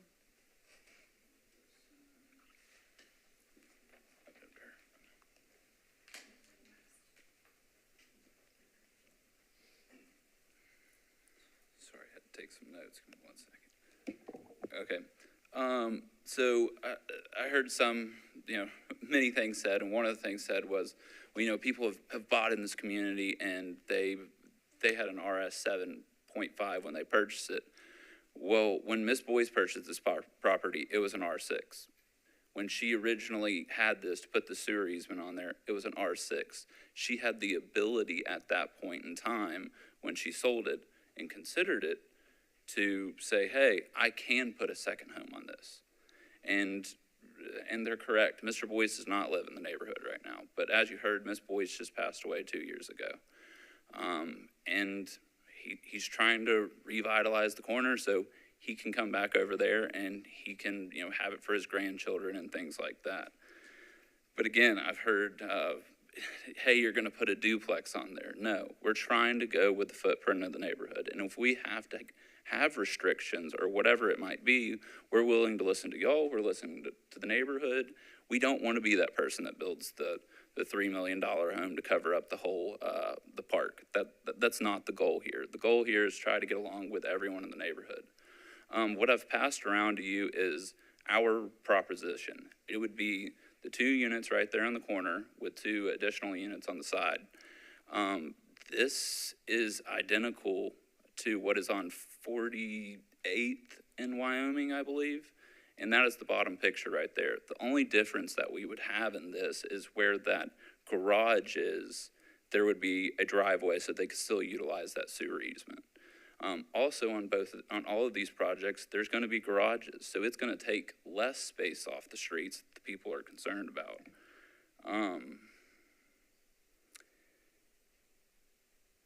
And as also admitted, that 25% of this neighborhood is non-conforming. This is going to be in conformity, and thank you for your time. Thank you. I will declare the public hearing closed, and Commissioner Henley, can I start with you? Yes, thank you, Chair. First, I'd like to say, I definitely appreciate the residents who came. I understand and hear a lot of their concerns, and some sentiments I may not necessarily agree with, but I definitely recognize their validity in the context of neighborhood character. And I'm evaluating this and thinking through some of the concerns I heard were related to the representation of what will be there and kind of the unknown and the precedents. And I think it might be helpful. I know the neighborhood is in neighborhood maintenance, but that doesn't necessarily mean that a rezone is inappropriate. I think it just means that the context and the level of the rezoning is taken into consideration.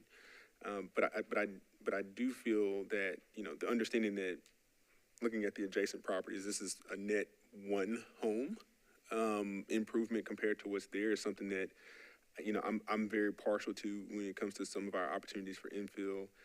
It's a neighborhood that does have a lot of great characteristics and one that a lot of people want to live in. And I think there is some dynamic and thoughtful strategy that's going into place to take into consideration the sewer easement. I know there was no one else other than the representative for the applicant here really speaking in favor, but we did receive some letters in support. And they kind of highlighted some of the strengths of the community and the expressions of their support for this. I do want to hear from my fellow commissioners. I'm not sure if the council member provided any input on this. It's always nice to hear from a council member as well. But I'm not inclined to go against staff's recommendation based off of what I've heard here, largely because of the scale. And I think, again, when you think about the community, the neighborhood, it is at a prominent location. That is the one thing that is giving me some consideration about, and I think even the applicant himself mentioned potentially some restrictions. I think it is important when you think about a prominent intersection across from one of our great community assets as a park. We do need to take a lot of thoughtfulness into our decision making. But those are my comments. Thank you. Other commissioners? Yeah, Commissioner Marshall. Okay, thank you. Hope you can hear me. All right. Yeah, this is a tough one as well. I'm familiar with that area, and I know where the community is coming from.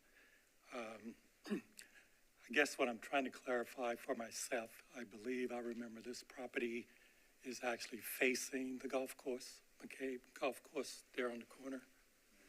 Currently it's facing Wyoming. Okay. Because I used to have a house on Nevada, so I thought that corner there was the one that is kind of, the church is right there across from it, and I think it's facing the back of the golf course, but maybe I could be wrong. I am a little concerned about what I keep hearing about the spot zoning, us opening it up for more spot zoning to come in. And so, is anything we can do to control that once we vote? If we vote in affirmative of changing this, do we foresee that those are the type of things that will continue to come? The other part is we don't know truly, other than the pictures that I just saw come by, what would be actually built on this lot. And so I kept hearing opposition saying that it would be something large and tall and blocking views. So our decision is being made without that additional information. And the third thing is, like what Commissioner Hensley was saying, what is the council person saying about it? What is their opinion about it? Did we get any feedback, from her at all? I'll take the last one and then maybe work the back if you can maybe round it out, Lisa or team, with the spot zoning discussion. So, council members see the commission differently. Some of them just want to get a recommendation. Other times they'll express a view to us directly. But what I would urge you to do is really make a decision based on Nashville Next and the policy, and we'll give that recommendation, whatever it is, and then the council member can evaluate her criteria and take into account what our views are, and then any others, including from the community. So I'm not concerned if I don't hear from a council member. because of their views. The question of whether or not this would set a precedent, I mean, what I would say from a big picture policy perspective, we do have a really big challenge in our city around housing and housing deficiency. And that's not to suggest that this rezoning solves that. It certainly doesn't. We have to look holistically at the entire county, which is why one of the speakers referred to the analysis that we're going to be doing for council next year, where we're looking holistically about where we think development should be accomplished or not. We look at each zoning on their merits, on its own merits, and we look at each zoning within its context. We do look at what other land uses are around a site. So if you have a mix of zoning districts, then certainly we would evaluate that in a future rezoning. So I don't want to precondition how you might view another zoning like this one. But, you know, I think all of us established neighborhoods have so many pressures. I certainly live in one. I understand they have a lot of pressures, and so we do need to support our neighborhoods throughout the county. And also we have to figure out as a whole community how to support additional development where it's appropriate and how it's appropriate. And a lot of that has to do with context, and it has to do with making those infill developments feel part of the fabric of the community and not like spaceships. We have not always done a good job as a community at doing that. There are a lot of housing, new houses that feel really out of scale. And so I don't blame neighborhoods for pushing back on those. It doesn't diminish, though, the conversation that we do need to identify opportunities. Again, not just in one neighborhood or this neighborhood, holistically what that looks like. So whatever we decide here today, yes, we will need to work with the commission and council early next year to have this discussion. And, it's tough for any community. But I think there are also a lot of great opportunities as well. And I hope as a city we can find our way around, seeing new homes as such a threat. And some of that is on us as a department to do a better job to work through what new development can look like. So sorry that was a little long-winded. This is a hard issue for all growing communities. Lisa, the question about spot zoning or anything else you think I missed? Sure. If you could tackle I think that. there were two other things that you sort of spoke to, Commissioner Marshall. So first, the question of sort of the standards of what would be built on something like this, a straight zoning, RS5 to R6A, then it would be based on the zoning code allowances. And so while we're seeing a proposal, you all aren't actually reviewing or approving that proposal. You're right. It would be based on what the zoning code allows in regards to height and bulk, if passed. In regards to the question on spot zoning, and we have had this discussion before, we as staff would not view this as spot zoning. Spot zoning would be something if it was inconsistent with the land use policy, and we don't find that we as staff have not found that this is inconsistent with the land use policy, which is neighborhood maintenance. It is not unusual to have different scales of residential zoning next to each other. And so this would be two different scales of residential zoning beside each other. And so that is not uncommon to have. And we, staff, have made a recommendation to you that we find this to be consistent with the neighborhood maintenance policy, and so therefore would not determine that this is an instance of spot zoning. But that determination is yours. We've given you a recommendation, but you, the commission, make that decision and ultimately give a recommendation to council. And if you have any other legal questions about spot zoning, let me know, please. Yes, Commissioner Gamble. I'm sorry.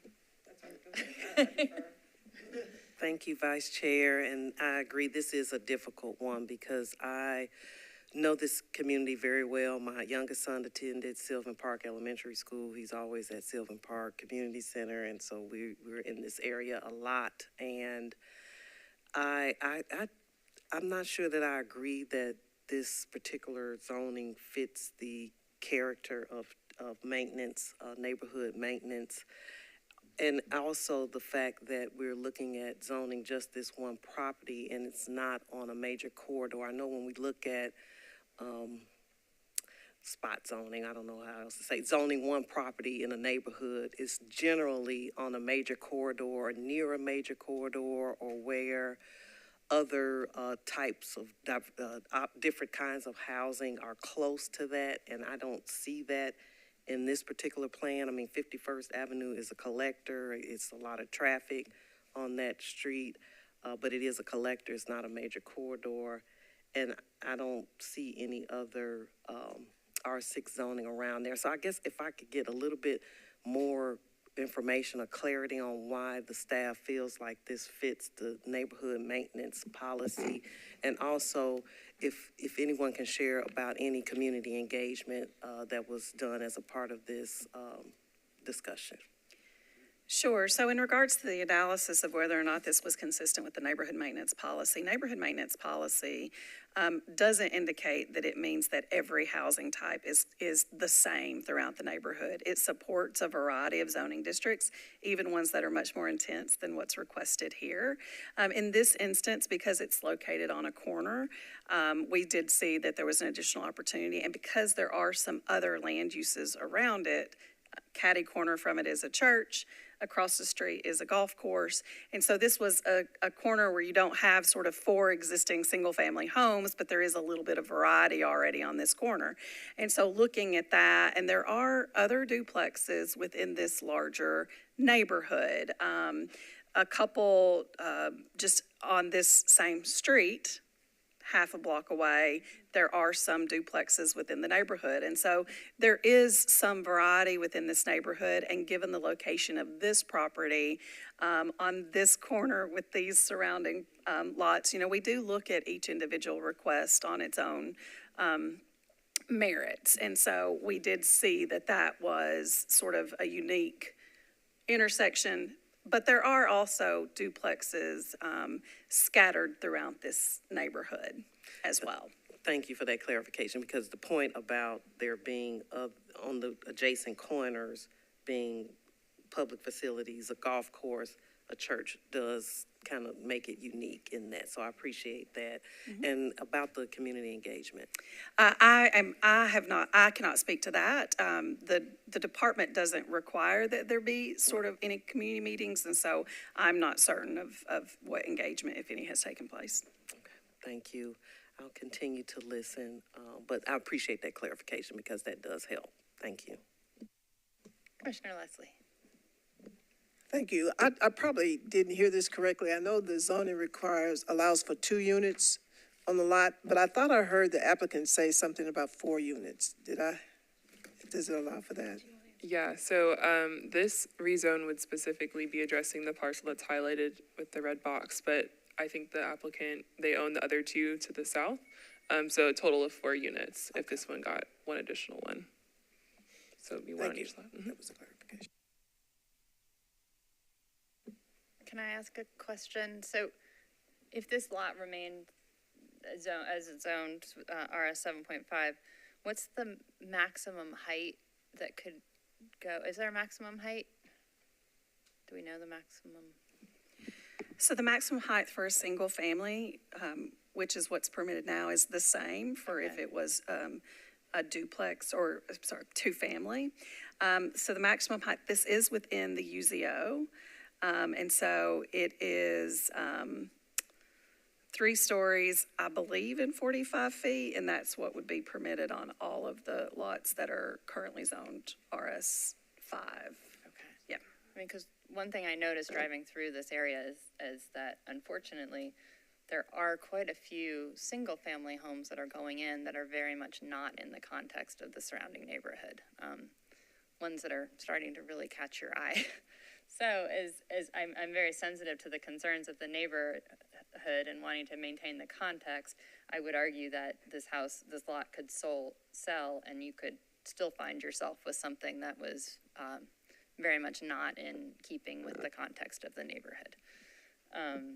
So I guess I just wanted to raise that. And I did hear the applicant mention that they would consider a specific plan instead of the straight rezoning, and I wondered if that was something that we did discuss with them, given the fact that they own the other two lots. That would give a little more comfort perhaps to the actual development pattern for that entire area, and maybe getting something more in context with what would go with the neighborhood. I don't think that we had that conversation. I think we reviewed the application as filed for R6A and did feel that it met the requirements, especially with the A standards, which do require building placement that's more in keeping with an urban form. So we didn't have that conversation. I think given that there is a larger development, considered here, I would entertain a deferral or something to have a conversation about a specific plan, just to think about whether we could, come up with something that gave the neighborhood a little bit more of a comfort level of what was actually going in, and how those 4 units would be laid out. Just my thought. Other comments? Yeah, Commissioner Gamble? Thank you. When you brought up that this is within the UZO, it made me wonder if this lot would qualify for a detached accessory dwelling, or does the easement prohibit that? Not under the current zoning. The current zoning limits it to single family only. So detached accessory dwelling units are only permitted within our zoned districts. Okay, even in the UZO? Even in the UZO. Okay, thank you. I tend to agree on the deferral. I understand and appreciate the idea that this, seeing that it is across from public spaces, would meet the policy. But I wonder if there could be more discussion about alternatives or community engagement, if that could bring it closer to where more people feel comfortable with it, and before we move forward. But, it's one of those things, if it meets the policy, I think at this stage, we'll do our job as far as if it meets the policy, and maybe the other part needs to be done at the council level. But I do think, I agree with the Vice Chair that probably some more discussion needs to be had.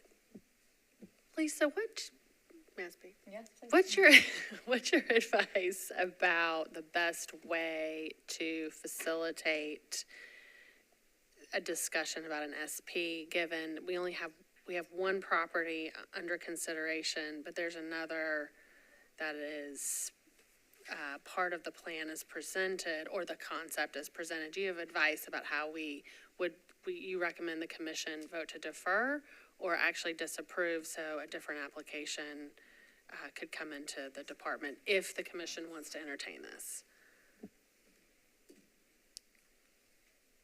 If the commission wants to entertain it, I would likely recommend a deferral and to allow for the application, to allow for conversation, to determine if the owner is open to that. They may not be, and then we would just come back with the same application. You all would look at it then. How many meetings would you recommend?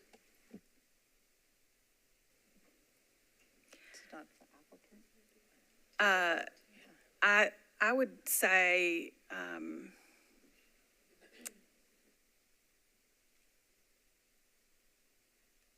I would suggest a 1 meeting deferral to allow time to have that conversation. It would need to be deferred further out if they choose to go down that path. Okay. Yeah. There's not a council bill. Okay. Yeah.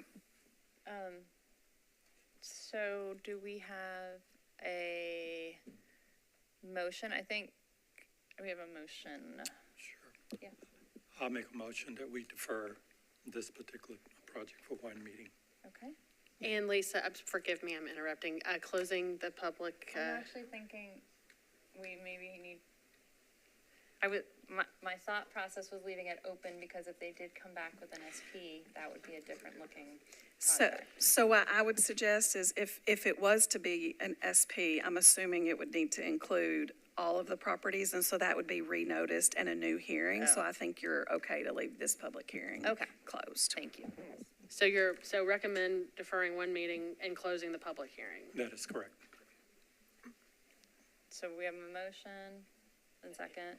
Any further discussion? All in favor? Any opposed? Okay, motion carries for a one meeting deferral.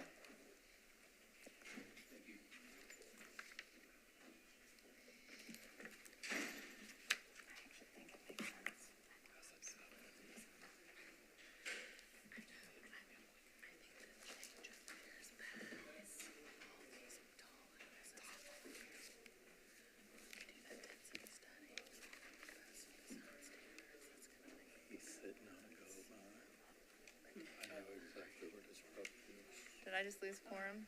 1, 2, 3, 4, 5. Okay. Yeah. Neighborhood is that tall and Sure. Why don't we take a 5-minute bathroom break for anyone else that needs it?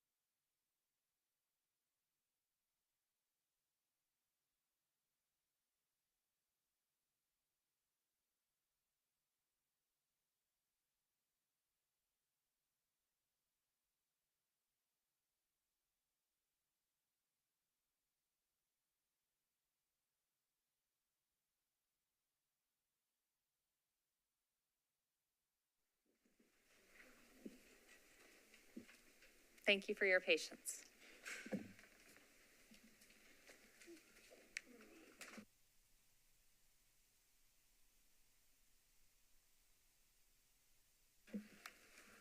Hi, good evening, Commissioners. Can you hear me? Yes. Laszlo Martone presenting item number 21. The request is to rezone from single-family residential RS5 to 1 and 2 family residential R6A. And staff's recommendation is to approve. The application consists of one parcel totaling 0.31 acres, and it's located along the north side of West Eastland Avenue. The property has been zoned single-family residential since 1998 and is currently vacant. The surrounding properties are zoned RS5, as well as specific plan to the east, while surrounding uses are single-family residential and two-family residential. I'll note that the property is also located within the Greenwood Neighborhood Conservation Overlay. The property is located within the Urban Neighborhood Maintenance Policy, which intends to maintain a general character of existing urban residential neighborhoods. Under the proposed R6A zoning, the subject property could build up to 2 units. This change is a moderate increase in intensity from the existing RS5 district, which would permit a single unit. The vacant property is bordered by 2 parcels that have existing 2-family uses at 845 and 901 West Eastland Avenue, and which staff finds that makes it an appropriate location for infill development of a similar scale.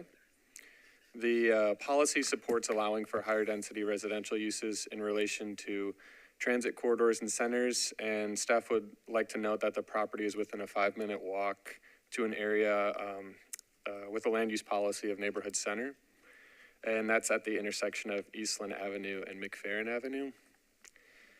The A designation will provide additional guidelines for access and driveways, garages, and it includes a minimum raised foundation requirement, which will be reviewed at the time of building permit. Additionally, as noted, since the site is within the Greenwood Neighborhood Conservation Overlay, new construction will be required to receive Metro Historic Zoning Commission approval, which will ensure compatible design with the surrounding neighborhood. Given the proposed R6A district increases density modestly and aligns with the goals of the T4NM policy, as well as Nashville Next, to provide a mixture of housing choices near neighborhood centers, staff recommends approval. Sorry, don't know what to touch. Thank you. All right, we will go ahead and open up the public hearing. Is the applicant here? Hi. You will have 10 minutes and, oh geez, oh God, it's not our night. Please start with your name and address. My name is Michael McGinnis. I'm the owner with my wife of 849 West Eastland Avenue. We bought the lot with original plans to build our dream home there, but then with our growing family, we decided that another area was more appropriate. And now that looking at the surrounding area with all the 2 units on one lot, we're trying to convince some family members to move here and provide like affordable housing for them.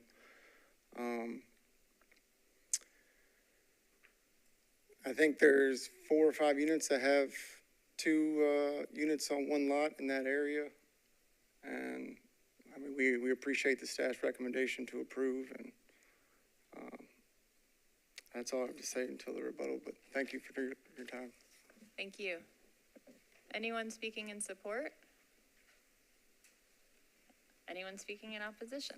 Yes. You have 2 minutes and you can start with your name and address. Okay. My name is Brandon Starks. I live at 901 West Eastland Avenue. It is also a duplex. It's been in our family for over 55 years. And of course, we plan to keep the property. There are 2 duplexes, as you see on the screen to the left. The biggest issue we have with, well, several issues, but one of the major concerns is parking.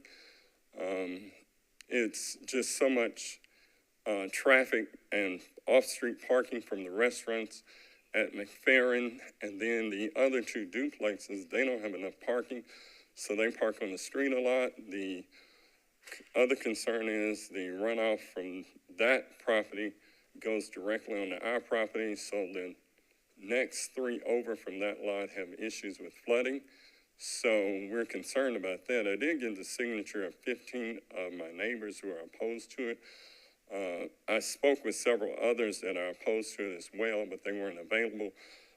In addition to that, the other issue is a concern with it fitting into the existing homes. Most of those homes were built in, let's say, at least 50 to 60 years ago. So it really wouldn't fit in something new into the neighborhood because just about everything on the street are older properties. And that's also a concern.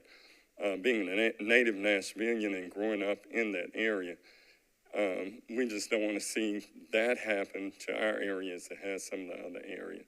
So those are some of the major concerns. Okay, yep, that's it.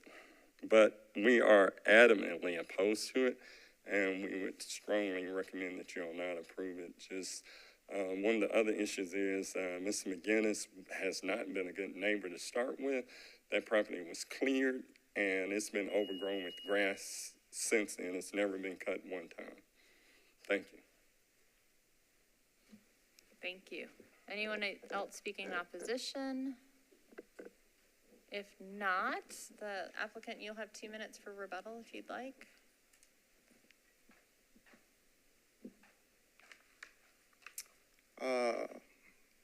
I guess the only rebuttal really is a lot of the houses down the street towards the restaurants are been redone and remodeled, seem to be fairly recently.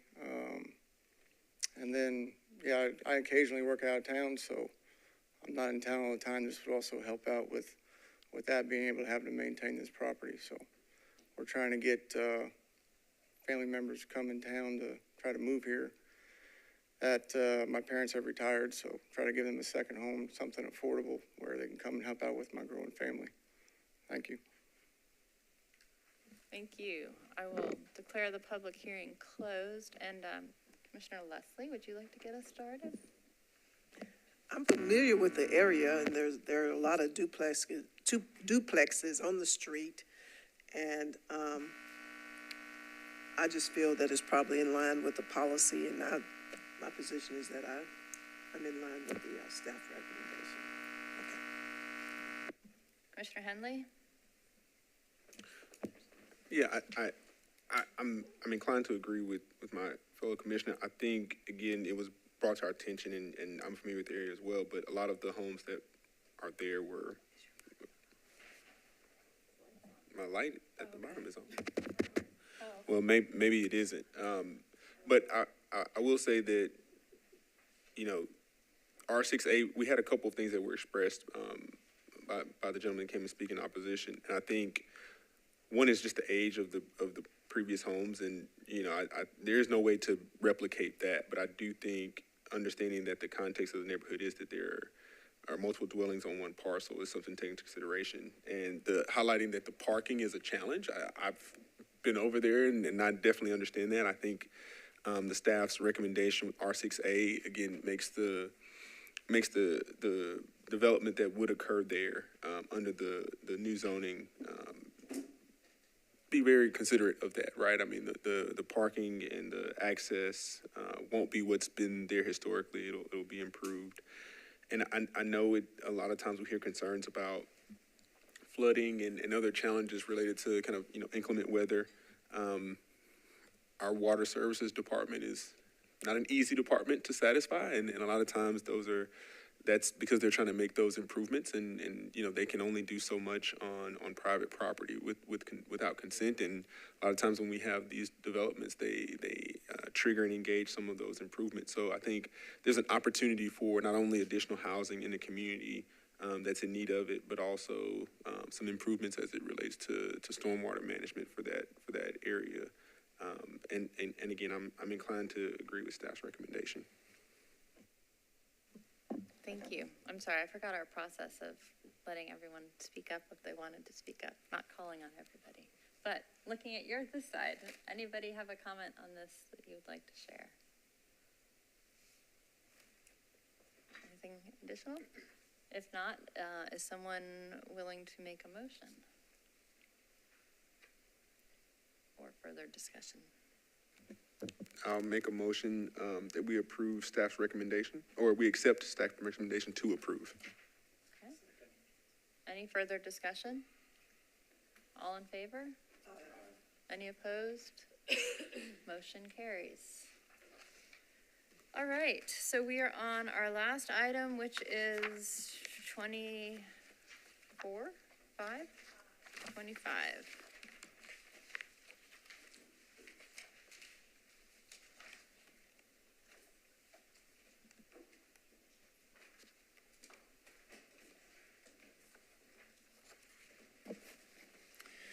I'm Justin Shane, staff planner. Item 25 is a rezoning on Arthur Avenue.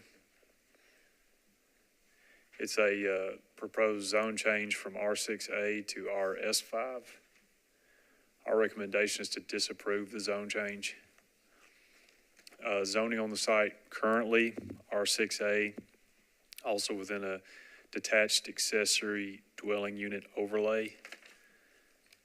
The policy on the site, it's T4 urban neighborhood evolving. The context is mostly single family zoned RS5.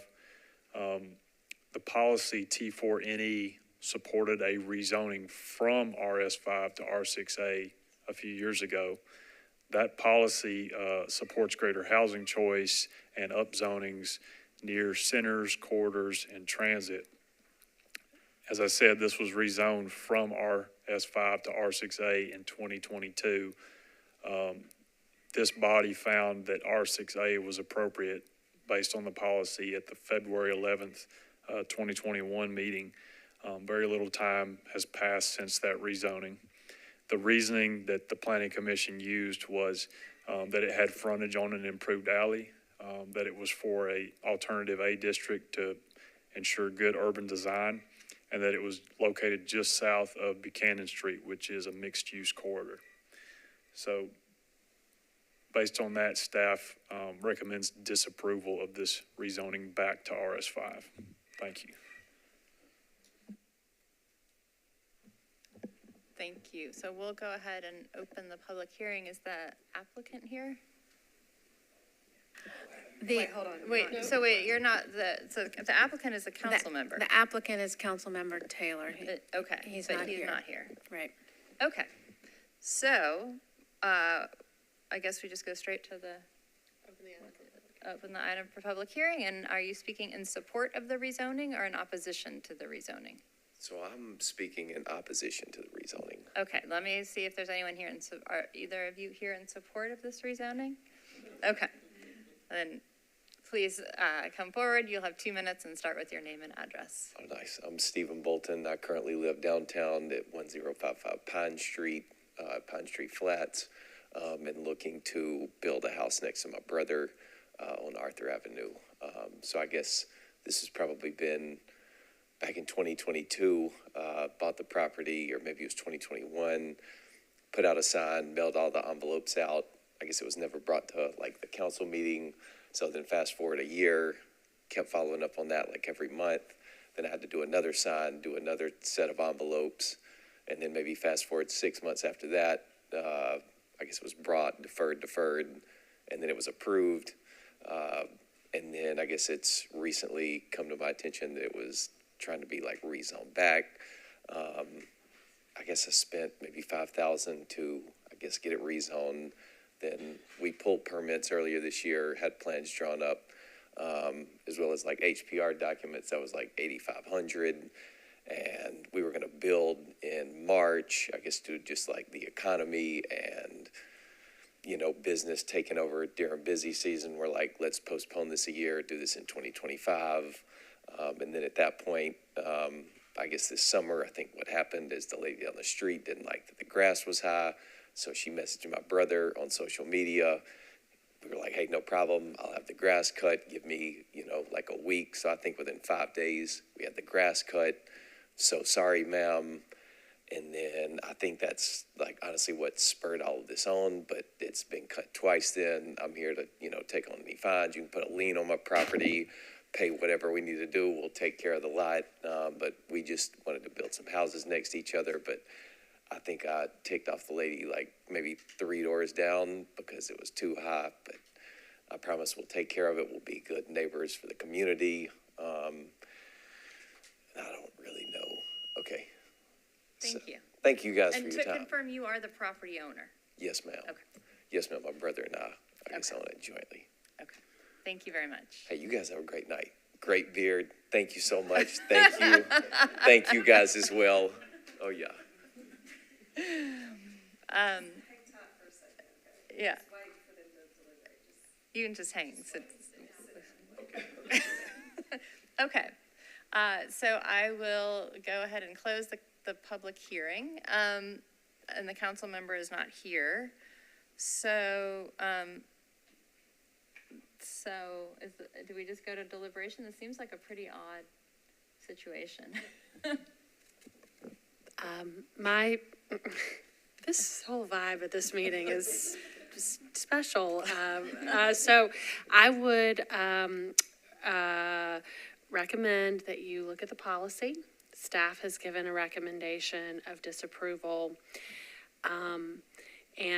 But that's for you to determine based on our input. We've given that this is a newer rezoning. We recommended disapproval here. What I will say is we shouldn't take into account some of the other sort of the lien on the property. That's no factor. No, there is no. Shh. Okay. There's no. You're not called on. Yeah. Okay. You're fine. Be quiet. Okay. Okay. Great. So none of those are things that we ought to consider. We just need to evaluate the policy. What I will say is, while council members absolutely have the ability to rezone people's property, it is really important that that be done thoughtfully and with discretion. And we have those conversations with council members just to ensure that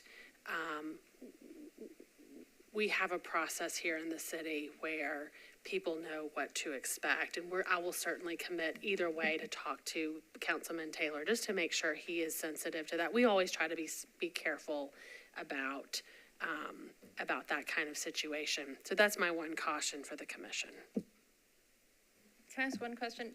If they've done the planning to start, is there any, maybe this is for our council, but any vested interest in the fact? Or is that not something? Well, no, you'd have to look at the vested, no. I don't think it would be triggered yet. I mean, I would have to know exactly what the entitlements were, but like if they're just like brainstorming, you can't vest in brainstorming. Okay. And I think that's kind of what there's nothing there. But, yeah. Okay. Councilor Campbell, I was going to ask if you wanted to get us started. Thank you. I agree. This is odd, but I do have a question about the property. Was it always vacant? Was it vacant when the property was downzoned 2 years ago? Or upzoned, rather, 2 years ago? Was the property vacant? Was it always vacant? It looks like it's vacant now, where there's no building structure on it. Do we want to allow the applicant to at least okay. Going back to at least 2017, it was vacant. I can tell you that. And so it was rezoned in 2021. So it has been vacant for some time. All right, thank you. I mean, I tend to agree with staff recommendation at this point. I don't have any other knowledge about what this is, and so I guess whatever can be done, it can be done at the council level. But it looks like it fits the policy, and it was just rezoned 2 years ago, and I don't see any reason policy-wise to change that. So I tend to support staff recommendation. Other questions? Did you have a question? I'm just confused. Why would a property, you might not know the answer, but why would a property be downzoned? I mean, in this instance, why would you you may not know the answer, but go from a 2-unit, is there an advantage or a disadvantage or? The council member's not here. Right. So we don't want to Right, speak we wouldn't for the. speak for the applicant in this case, which is the council member that requested it. We just are reviewing it based on the policy, and we have recommended disapproval of the change in the zone. For anyone listening, it would be my advice that the property owner work with the council member to make amends to whatever has happened that is outside the scope of this commission. Any other questions, comments? All right, do I have a motion? Someone willing to make a motion? Sure, I make a motion to approve staff recommendation to disapprove. Okay, that's a proper motion. Any further discussion? All in favor of the motion to approve the disapproval? Say aye. Any opposed? All right, the motion carries. All right. Well, that was an interesting way to end an interesting night. All right, hold on. We got a few more items. We're gonna get you out. All right. Wait, I gotta remember the order though. Okay, we are on to other business, and we do not have our representative from the Historic Zoning Commission, so we will skip that one. But we do not want to shortchange Commissioner Henley from sharing some updates from parks. And no new updates. I think, with our meeting cadence as it is with every 2 weeks, just not a lot of time has passed since then. But again, really excited for the things that are forthcoming. Plan to play, getting an update is a really big deal, and a lot of conversations are happening around that. Sounds great. Thank you for representing us. Executive Committee, I do not believe that we have any kind of an update, but. Well, Director. this was an unusual meeting. I want to thank the commissioners it's challenging when you're trying to hold a public hearing and you have all of these audio issues. So I thank you for your patience as we work through it, and also thank ITS and General Services. We're committed to working with them to support their work to help us have good quality equipment. I want to particularly call out Commissioner Henley. When you represent the Planning Commission on another board, it is a lot of work, and there are so many opportunities for planning and parks to do good work together, and sometimes it takes working through that board member to help us be effective there, and he's really put some extra time in to both of those positions. So thank you. I'm sure that as we get into the fall, we will start having some work sessions again. I'll send some notes out, but if there's anything that you feel like you want to learn more about, please feel free to send me a note and let me know. Otherwise, go have a great evening. Thank you again for helping us get through this meeting. Wait, we have not heard from our council lady. Oh, yes. You have nothing, okay. I'm just following the order. All right, now, do I have a motion to adjourn? Okay, we're adjourned.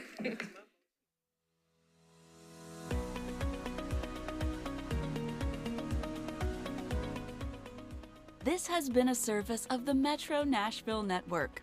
If you would like to see this presentation again, or for more information on this and other programs, visit nashville.gov.